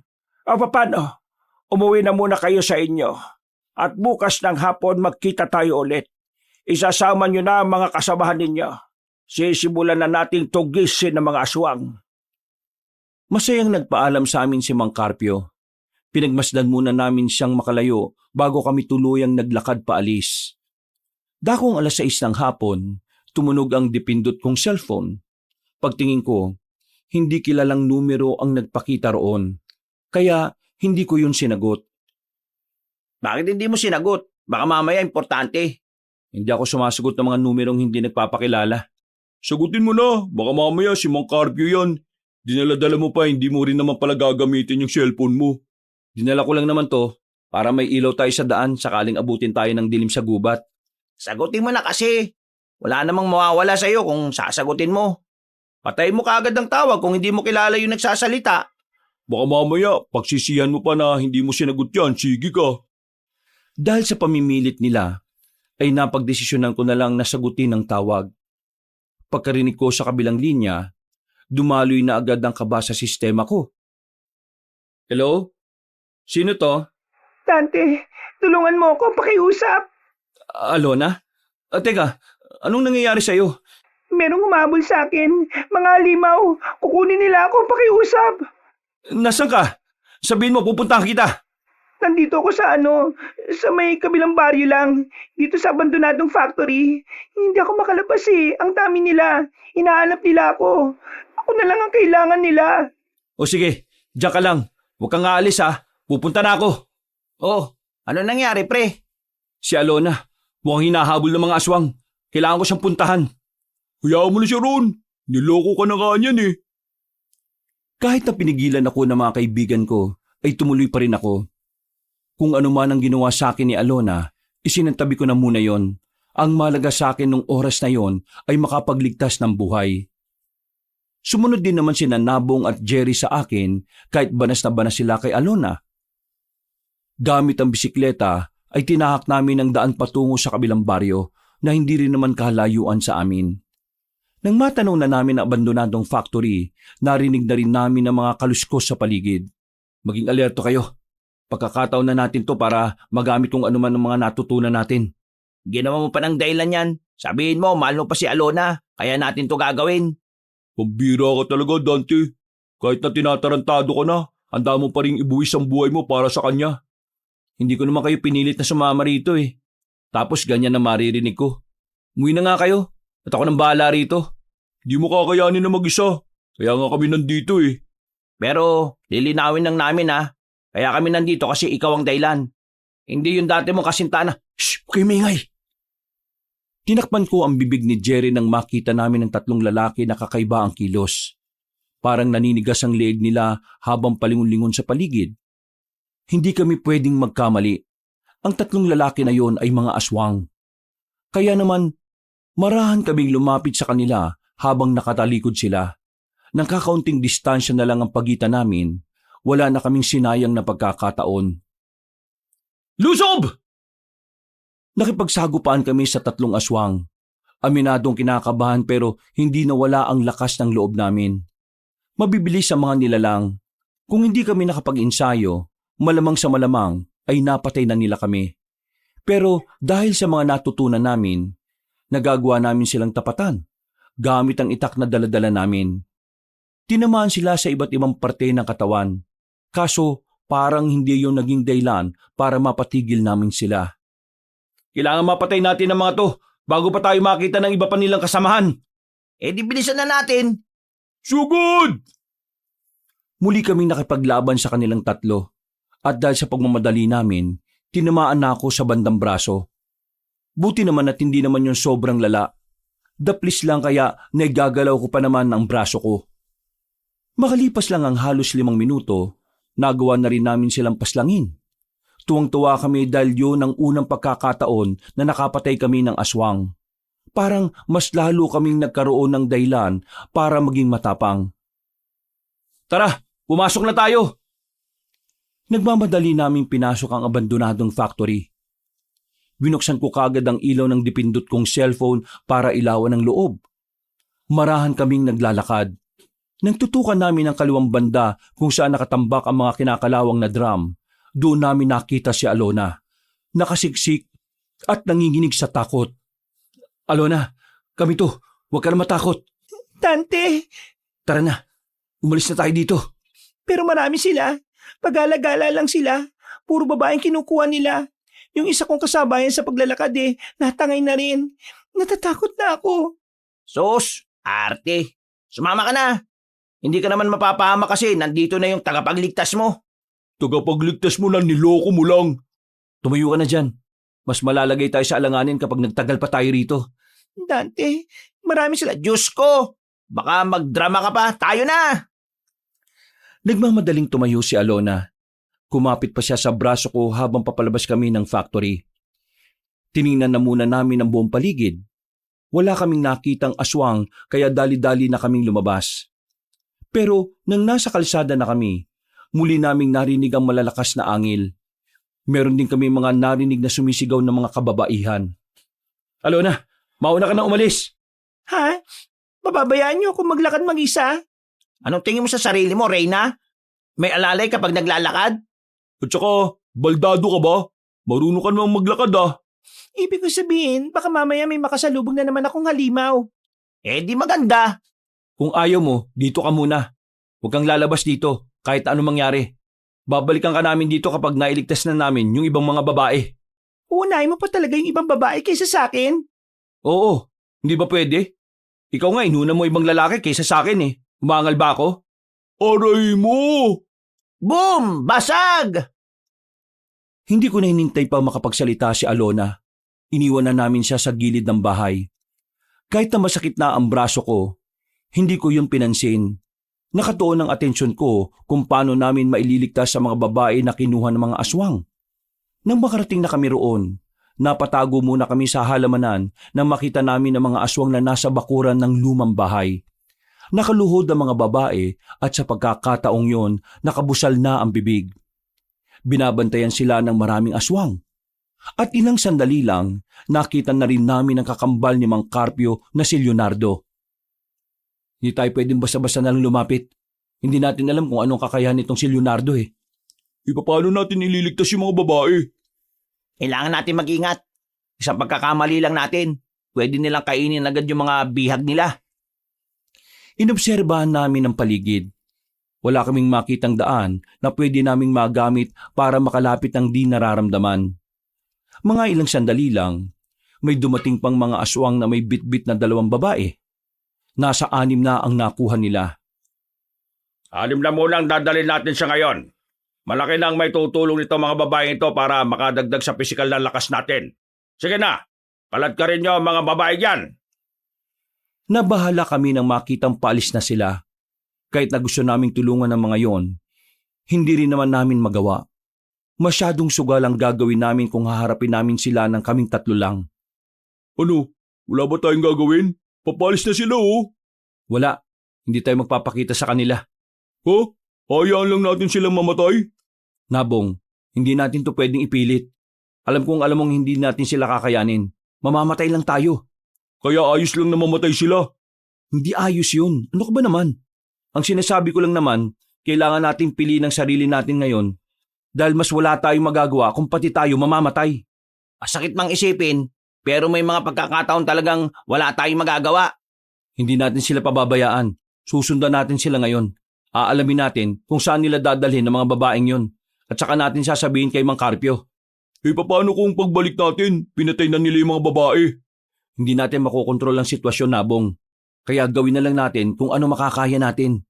Kung sakali mang ganun na mangyari, wala na tayong magagawa. Pero ipagdasal na lang natin na sana buhay pa sila pagbalik natin. Kahit na delikado at palihim namin sinundan ng mga aswang, wala silang kamalay-malay na nakabuntot kami sa kanila. Makalipas lang ang halos kalahating oras na paglalakad, natanaw namin silang merong pinasukang butas, parang isang lagusan papunta sa ilalim ng lupa. Sa puntong yon, hindi na kami lumapit sa kanila. Sapat na para sa amin na malaman namin kung saan sila naglulungga. Agad na rin kaming umalis doon. Nang makabalik na kami sa baryo namin, dinaanan ko na muna si Alona sa bahay nila para makasigurong nakauwi siya ng ligtas.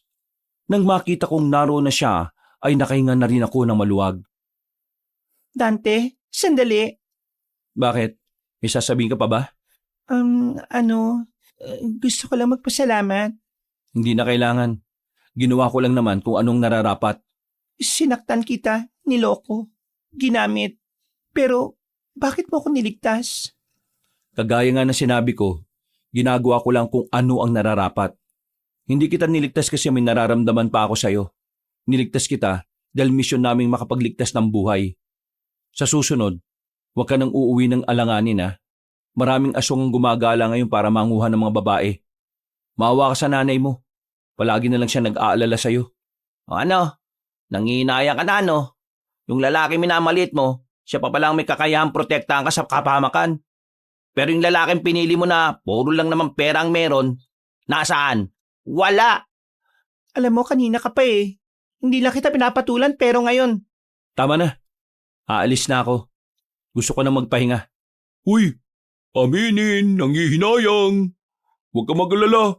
Hindi ka napapatulan nitong kaibigan namin. Isa ka pang pangit ka. Nauna na ako naglakad. Hindi ko na nilungon pa si Alona. Pag-uwi ko ay siya pa rin ang iniisip ko. Aminado naman kasi talaga akong may nararamdaman pa rin ako sa kanya. Pero dahil nga sa misyon na kailangan naming gampanan, kailangan kong kalimutan kung anuman ang pagtingin ko kay Alona. Kinaumagahan, wala na kaming sinayang na oras. Hapon pa dapat ang pagkikita namin kay Mang Carpio pero kakasikat lang ng araw ay agad na rin namin siyang pinuntahan sa lugar niya. Mabuti na lang ay naabutan namin siya roon na abalang nag-aayos ng mga pananim nitong halamang gamot. Bakit kayo narito? Ang sabi ko ay mamayang hapon ba tayo magkikita? Mang Carpio, alam na namin kung saan nagkukuta ang mga aswang. Kailangan natin silang lusubin. Meron silang mga bihag na babae. Teka, sigurado na ba kayo dyan? Napalaban kami kagabi kasi niligtas namin yung dating syota nitong si Dante. Bukod doon, may mga kababaihan na kinuha. Nakita rin namin si Leonardo doon. Siya yung namumuno sa mga aswang. Kung hindi tayo magmamadali, baka hindi na natin maabutang buhay yung mga babaeng yun. Kailangan natin sila iligtas. Ihanda niyo mga tao ninyo. Ihanda ko rin naman ang sakin. Makita tayo sa tagpuan. Dali-dali namin binalikan ng iba naming kasama. Na makumpleto na kaming lahat, ay agad na rin kaming nagtungo sa tagpuan. Ilang minuto lang, dumating na rin si Mang Carpio kasama ang 10 manunugis. Ayon sa kanya, bitirano na rin ang mga yon kaya malaki ang may tutulong ng mga yon sa labanan. Wala pang 8:00, umalis na rin kami. Nagsimula kaming maglakbay at makalipas nga lang ng ilang oras, nakarating na rin kami sa lugar. Nakatago lang muna kami sa gilid habang nag-oobserba sa paligid. Mang Carpio, yung nakikita mong tambak ng dayami, ayan yun, may butas dyan pababa, may lagusan papunta sa ilalim ng lupa. Hindi pa rin nagbabago si Leonardo. Ugali pa rin niyang maglungga sa ilalim ng lupa. Sandali kaming nanatili sa kinilalagyan namin para pakiramdaman ang paligid. Nang masigurong walang makakakita sa amin, ay agad-agad na kaming lumabas. Nauna na akong bumaba sa lagusan. Sumunod din naman sila kagad kaya dali-dali din naming tinahak ang ilalim ng lungga. Pero sa kasamaang palad, wala na kaming inabutan doon. Tanging mga bakas na lang ang natira. Wala na rin ang mga babaeng bihag. Sa tingin namin ay nakakutob na si Leonardo noon. Dahil wala naman kaming napala nung umagang yon, minabuti na lang namin umalis na muna roon. Dismayado kami dahil talagang pinaghandaan namin ang pagkakataong makakaharap na namin ng mga nilalang. Malas naman talaga. Kung kailan handang-handa na tayo, saka naman wala tayong napala. Nakakasiguro kung naramdaman nila kayong sumusunod kagabi. Kilala ko si Leonardo. Hindi siya basta-basta mauutakan. Hindi ba dapat hinintayin na lang muna nating sumapit ulit ang gabi? Baka mamaya bumalik sila ron. Hindi na bumabalik ang mga aswang sa mga lugar na alam nilang natuntun na ng mga kalaban. Ugali na talaga nilang magpalipat-lipat. Paano yan ngayon? Saan naman natin sila hahanapin? Hindi natin sila hahanapin. Anong gagawin natin? Maghihintay? Magbabantay. Maghihintay. Wala tayong ibang pwedeng gawin kundi yun lang. Ngayong parang alam na nilang meron ng tumutugis sa kanila. Nakasisiguro akong nag-aanda na rin sila na kalabanin tayo. Bumuntong hininga na lang ako ng malalim. Makalipas lang ang ilang oras na paglalakbay, ay nakarating na rin kami sa ilog kung saan ang aming tagpuan. Doon na kami naghiwa-hiwalay. Sa mga sumunod na araw, mas naging abala kami sa pagbabantay sa baryo namin. Pati na rin sa mga kalapit na baryo na maaring puntahan ng mga aswang. May mangilan-ngilang aswang din naman kaming namataan noon, pero hindi sila tumuloy na labanan kami. Ang kutob namin, nagmamanman lang sila sa paligid. Nako Dante, mabuti naman at napadaan ka. Pasok kayo. Sumama na rin kayong dalawa. Sige na, meron akong nailutong tsampurado rito. Nakakaya naman po. Salamat na lang po, tita. Anong nakakaya? Kaarawan ko naman ngayon eh. Ako nga ang dapat mahiya kasi tsampurado lang ang handa ko. Nagkatinginan kami magkakaibigan. Sinamahan na lang namin si Tita Fatima para kahit papaano maging masaya naman ang kaarawan niya. Napakamot na lang din ako sa ulo noon kasi nawala rin sa isipan ko. Maya-maya lang, hinainan na rin kami ni Tita Fatima ng masarap niyang tsampurado na mayroong pang gatas sa ibabaw. Panay ang silip ko noon sa loob pero hindi ko naman makita si Alona. Mga bandang 4:00 na ng hapon, nakaramdam na rin kami ng hilo. Pinainom kasi kami ni Tita Fatima ng lambanog. Tama na yan. Namumula na mga mukha ninyo. May mga tama na kayo. Aling Fatima naman kasi, ang sarap ng tsampurado at lambanog eh. Pakiramdam ko, makakalimutan ko ang pangalan ko sa sobrang sarap. Teka, ano nga bang pangalan ko? Ikaw si Bornek. Bornek na aanik-anik. Oh, baka magkapikunan na naman kayo niyan ha. Tita Fatima, maraming salamat po sa palambanog at patsampurado nyo. Masarap po. Masaya po kami. Dapat nga akong magpasalamat sa inyo. Kasi kahit na wala rito yung anak ko pinasayan niyo ako. Nasaan po ba si Alona? Sinabihan ko ng wag gagala yun eh.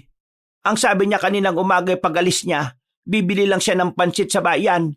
Pero mukhang dumiretso na naman sa mga katrabaho niya. Wala namang pasok yun ngayon eh. Ay nako, pambihira talaga. Hindi talaga siya masabihan kahit na kailan. Hayaan mo na. Ang mahalaga naman sa akin nandito kayo at napasayan niyo ako. Kahit na papaano nagkaroon ng kahulugan ng kaarawan ko. O siya. Umuwi na kayo para makapagpahinga na rin kayo. Nagpaalam na rin kami kay tita ng mga sandaling yon, Kabanong. Paggewang-gewang na ang lakad ng dalawa kong kasama. Habang ako naman ay medyo nahihilo na rin pero tuwid pa rin naman ang tingin ko sa daan. Noong mga oras na yon ay nawala na sa isipan namin ang posibilidad na pag-atake ng aswang sa araw na yon. Nakampante kami at ang tanging nasa isip na lang ay makapagpahinga. Diniretso ko na lang din si Nabong at Jerry sa bahay ko, tutal mag-isa lang naman ako roon. Bagsag kagad ang dalawa sa papag. Habang ako naman ay sa lapag na lang humiga. Hindi ko na namalaya na nakaidlip na pala ako. Ha? Ano yun? Nagising na lang ako dahil sa mga narinig ko. Pagbukas ko ng bintana, natanaw kong nagkakagulo ang mga tao sa hindi kalayuan. Mabilis kong ginising ang dalawa kong kaibigan. Pinagsasasampal ko sa mukha kaya bumangon sila kaagad. Bakit ka ba nananampal? Nakakainis. Inaantok pa ako eh. Ba problema? Nakakagulo ngayong gabi. Maghanda kayo. Ha? Nagkakagulo ng alin? Namulagat ang mga mata nila. Dito nila napagtanto kung ano ang nais kong sabihin. Kanya-kanya kaming kuha ng itak namin sa likod ng pintuan. Paglabas namin ng bakuran, mula sa kinatatayuan namin, ay natanaw na namin ang mga aswang. Dali-dali namin pinuntahan yon. Mabuti na lang ay nauna na ang iba naming kasamahan na nakipaglaban sa mga nilalang. Medyo nakonsensya ako noon dahil wala kaming kamalay-malay sa mga nangyayari. Habang natutulog kami, marami na ang nasugatan. Nang makakuha na kami ng pagkakataon, ay nagtipon-tipon na ang samahan namin.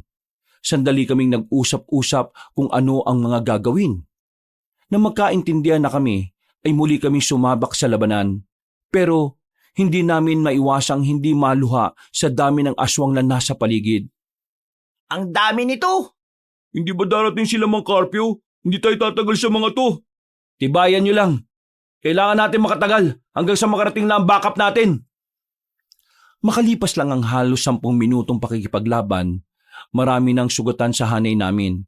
Kaya habang tumatagal, mas lalong nagiging malinaw para sa akin na hindi namin kakayanin ng mga aswang kung bilang lang ang labanan. Tulungan natin yung mga kasama nating sugatan, bilis! Sinamantala namin ng sandaling hindi umaatake ang mga aswang. Hinila namin ang iba para dalhin sa gilid. May malalalim na kalmot ang karamihan sa kanila. Dahilan para hindi na rin sila pwedeng sumalang sa labanan. Kahit na alam kong alanganin, hindi ako pinanghinaan ng loob. Sa halip, bumalik ako ulit sa gitna at hinamon ng mga aswang. Kinailangan kong doblehin ang tapang ko para malaman ng mga aswang na hindi namin sila aatrasan. Ano? Bakit kayo tumigil? Kalabanin niyo ako! Kahit ako lang mag-isa at lahat kayo! Uy! Buwang ka ba? Ano pinagsasabi mo? Huwag ka magpakabayani, Dante! Nandito pa kami! Asikasuhin niyo yung mga kasamahan natin. Kailangan nila kayo. Ako nang bahala sa mga ito. Hindi ko na nadugtungan ang sasabihin ko nang biglang umatake sa akin ng mga aswang. Dali-dali ko naman silang sinabayan. Nagamit ko na ang mga naituro sa akin ng Mang Carpio sa mga pagkakataong yon. Pero kahit na ganon, hindi ko pa rin sila maubos-ubos. Kapag may tinatamaan ako, may nakakatama rin sa akin. Habang tumatagal, nasisilip ko na kung saan hahantong ang pakikipaglaban ko sa kanila. Kaya ang tinatak ko na lang sa utak ko, lalaban ako hanggang dulo. Dudumugin na sana nila ako nang biglang nagdatingan sila Mang Carpio. Kasama niya ang mga kapwa niya albularyo at manunugis. Pinagtatatagan nila ang mga aswang. Dahil sa kanilang kahusayan ay agad nila yung napaslang. Pero ang iba naman ay nagawa pa rin makatakas. Pasensya na at medyo nahuli kami. Ang malaga dumating kayo. Nabong, Jerry, dalhin niyo ang mga kasama niyo sa ligtas na lugar. May sasama sa inyong tao ko para gamutin sila. Dante, kaya mo pa ba? Oo, kayang-kaya ko pa. Sumama ka sa akin. Kahit na may mga sugat na ako sa likod, sabay kaming tumakbo ni Mang Carpio papunta sa kagubatan. Hindi ko alam kung bakit kami papunta roon. Samantalang ang mga aswang naman ay nasa baryo. Nalagpasan namin ang kakahuyan. Nakarating na kami sa parte ng gubat na putol ang mga puno. Inabutan namin doon si Leonardo. Kaswal lang na nakaupo habang kumakain ng mansanas. Hindi ka pa rin nagbabago, Carpio. Malakas pa rin talaga ang radar mo. Nalaman mo kagad na narito ako. O baka naman gamit mo ang anting-anting. Ang tagal mong nagtago. Akala ko pinili mo ng mamuhay ng payapa. Pero ito palang ginagawa mo, Leonardo. Itigil mo na ang mga binabalak mo. Hahantong lang sa kapamakan ng buhay mo. Pambihira ka naman. Mula noon hanggang ngayon, nagpapakakuya ka pa rin sa akin. Ilang minuto lang naman ang tanda mo sa akin. Kung ako sa'yo, ikaw ang tumigil. Samahan mo ako sa mga layunin ko at pagharian natin ang sangkatauhan. Alam mo na noon pa lang, malabong maging parehong pananaw natin. Kaya kung inaakala mong kukonsintihin kita sa kasamaan mo, nagkakamali ka. Hindi kita pinipilit, Carpio. Binibigyan kita ng pagkakataon na pumili ng mas makabubuti para sa'yo. Kung sasama ka sa akin, wala nang makakapigil sa ating dalawa. Ikaw ang pinakamalakas na albularyo at manunugis dito sa atin. Kaya wala na kahit na sinong nilalang na makapipigil sa'yo. Kaya sa'yo na mismo nang galing. Ako ang pinakamalakas at walang kahit na sinong nilalang na makakapigil sa akin. Ibig sabihin lang nun, hindi ka rin uubra sa akin. Kaya ikaw ang papipiliin ko. Itigil mo ito o mawawala ka sa mundong ito. Tumawa ng malakas si Leonardo. Para bang hindi niya siniseryoso ang sinasabi ni Mang Carpio. Ramdam na ramdam ko sa kanya na sobrang kampante siyang kaharap ang kanyang kakambal. Bagay na nagdudulot naman ng pagkabahala para sa akin. Hindi ko alam pero pakiramdam ko noon, malakas din talaga si Leonardo. Hindi ko alam kung bakit hanggang sa ganitong edad natin malakas pa rin ang loob mo. Dahil ba dyan sa kasama mo? Sino ba ang isang yan? Natatandaan na kitang binatilyo ka. Isa ka sa mga nakita ko sa harapan ng bahay ka. Bakit ka narito? Nandito ako para tulungan si Mang Carpio na iligpit ka. Iligpit? Ako? Nahihiba ka na yata. Tigilan na natin ang daldalan. Simulan na natin ang labanan. Bago tayo magsimula, gusto ko lang ipaalam sa iyo na pinaghandaan ko ang pagkakataong ito. Ibig sabihin, kayang-kaya kitang paslagin kahit na kakambal kita. Ikaw, kaya mo ba akong patayin? Manahimik ka! Nagulat na lang ako nang biglang tumalon ng mataas si Mang Carpio, patungo kay Leonardo. Namangha ko sa ginawa niya. Hindi ko inakala na ganun pala ang kapangyarihan na meron ng anting-anting na dala niya. Kamao sa kamao ang naging laban nilang dalawa. Bawat suntok ni Mang Carpio ay siya namang nasasalag ni Leonardo. Sa unang bahagi ng laban nila, kitang-kita ko kung paano nakalalamang si Mang Carpio sa galaw at taktika. Walang magawa ang kakambal niya kundi ang umilag lang. Isang malaking pagkakamali mo na binigyan mo ko ng tsansang makaharap ka. Bakit ka nagpapakampante agad? Umiilag pa lang ako, kapatid. Hindi pa ako umatake. Nakakuha ng pagkakataon si Leonardo. Pero sa halip na si Mang Carpio ang aatakihin niya, nanlaki ang mga mata ko nang makita kong sakin siya patungo. Pero dahil maalam na rin ako sa pag-iwas, hindi niya ako nagawang tamaan.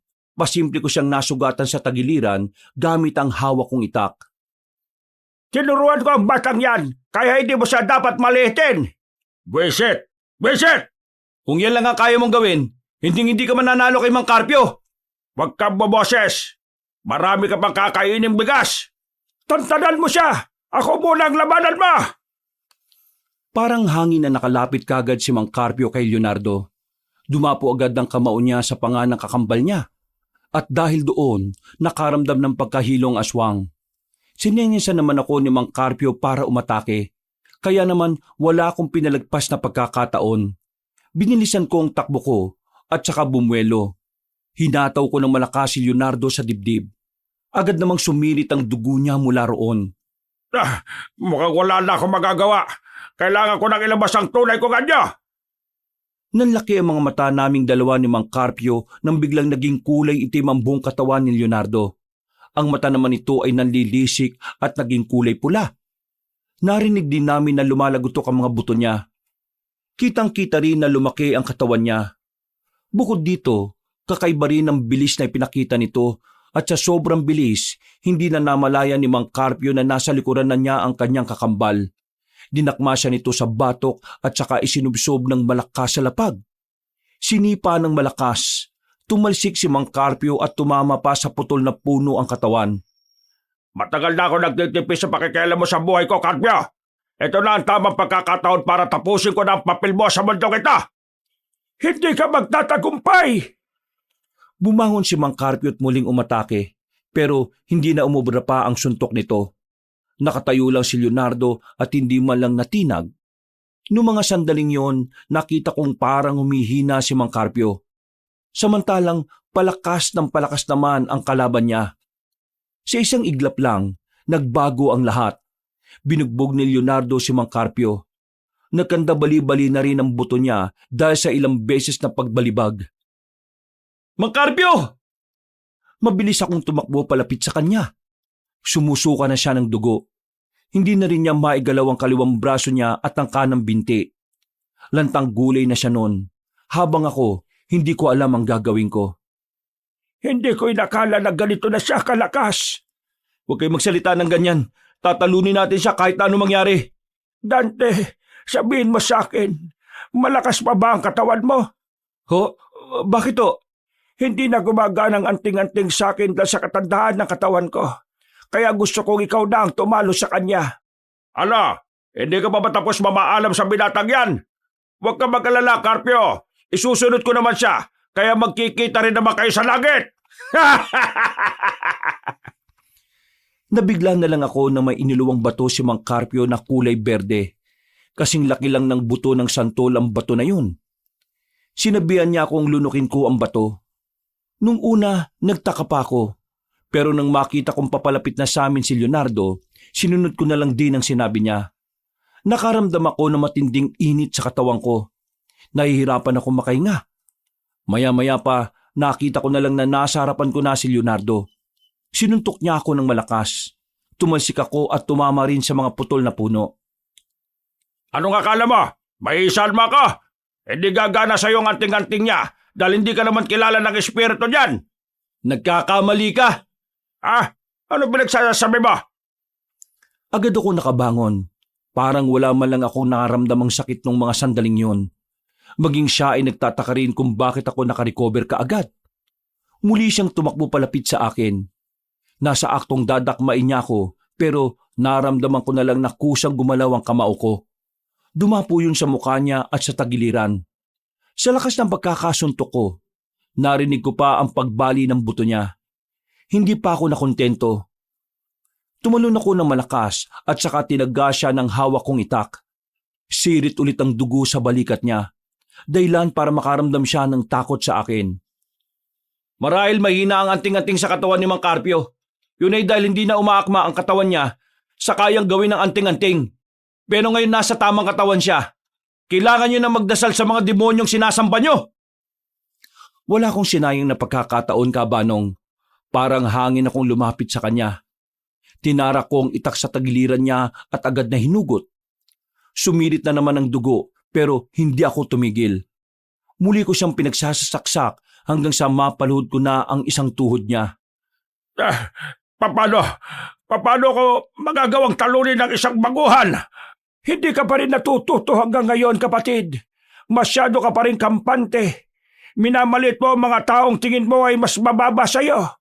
Yan ang ikababagsak mo. Hindi ako magpapatalo. Hindi ako papayag. Kailangan mo nang tanggapin, Leonardo. Hanggang dito na lang ang lahat ng mga pinaplano mo. At sa pagkawala mo, sana mapagtanto mo na walang hahantungan na maganda ang lahat ng kasamaan sa mundong ito. Sinubukan niya pang tumayo, pero gegewang-gewang na siya noong mga sandaling yon. Binuhos niya ang natitira niyang lakas para atakihin ako, pero hindi na niya magawang makatama. Sobrang dali na niyang ilagan dahil mabagal na rin ang mga galaw niya. Pagtingin ko kay Mang Carpio, sumenyas na siya sa akin, pero nakita ko rin sa kanya ang lungkot. Alam kong hindi madali para sa kanya na makitang mawala ang tinuturing niyang kapatid at kakambal. Kaya't laking pasalamat ko na rin na ako ang tatapos kay Leonardo at hindi siya. Nang sa ganon, mas madali niyang matatanggap ang pagkawala ni Leonardo. Tapos ka na ngayon! Tinara ko ang itak sa dibdib niya. Sa puntong yon ay napatigil na rin siya. Nanlalaki ang mga mata. Sumuka ng dugo at ilang beses na naubo. Paggugot ko ng itak ay agad din naman siyang bumagsak. Nakatingin siya sa akin pero ilang sandali lang ay nalagutan na rin siya ng hininga habang nakadilat ang mga mata. Nagawa naming talunin ng mga aswang noong gabing yon, Kabanong. Wala nang natira na kahit isa. Masakit man para kay Mang Carpio ang nangyari, sa kabilang banda ay nagawa pa rin niyang maging masaya. Dahil sa wakas, nabigay na rin niya ang katahimikan para sa kanyang kakambal. Samantala, hindi na binawi sa akin ni Mang Carpio ang anting-anting. Ayon sa kanya, mas magagamit ko ito dahil bata pa ang katawan ko. Sa mga sumunod na taon, mas lalong nakilala ang samahan namin. Si Mang Carpio, naging tagapayo na namin siya. Hindi na niya kaya pang lumaban dahil matapos ang nangyari, hindi na rin niya magawa pang makalakad. Nakaupo na lang siya sa upuan na digulong. Hindi na rin kami nagbalikan ni Alona kahit na nagkaayos naman na kami. Nagbago na siya at nagpakatino. Pero hanggang doon na lang din yon. Itinuon ko na kasi ang buhay ko sa pagiging manunugis para ipagtanggol ang mga tao kontra sa mga aswang. Sa mga naranasan ko, mas naintindihan ko na ang tunay na layunin ng aming samahan. Bukod sa pagkilala, nabuo kami para maging sandalan ng mga taong pilit inaangkin ng kadiliman. Hanggang dito na lang po, Kabanong. Sana'y nagustuhan niyo ang aking kwento. Muli, ako po si Dante. Maraming salamat po sa inyong pagsubaybay. Mga kabangers, mga kayanggaw, si Kabanong po. Bago tayo magwakas ay nagpapasalamat po ako sa lahat ng mga nakinig sa kwento natin ngayong araw na ito. Sana po'y nagustuhan nyo ang kwento natin at kung sakaling nagustuhan nyo nga ito at gusto nyo pa naman ganitong klase ng kwento, sana po'y mag-subscribe kayo sa channel natin lalo na yung mga bago pa lang dito sa channel. At huwag nyo rin pong kalimutang mag-comment at mag-subscribe. Kung medyo nabitin po kayo sa kwento natin, bisitahin nyo rin po yung ibang channel natin. Yung Pamela Clamil kung saan nagnanarita ko bilang Lolo Pael at ako rin po bilang Kabanong. Mag-subscribe na rin po kayo doon kasi konti pa lang ang mga subscriber doon. At kung gusto niyo naman po ng merong pinapanood, iniimbitahan ko po kayong bisitahin ang bagong-bagong channel natin. Ang Kabanong version 2.0 kung saan meron na pong moving images doon na mapapanood. At syempre, may mapakikinggan na rin po kayo na narration na meron pong music and effects. O di ba mas maganda? Kaya sana po mag-subscribe kayo para makasama naman kayo sa first 100,000 subscriber ng channel na yon. At para hindi po kayo mahirapan na hanapin yung mga channel na nabanggit, ilalagay po namin sa description o sa pinned comment yung link ng mga channel. Asahan ko po kayo ha. Hanggang sa muling mga kwento, wakas!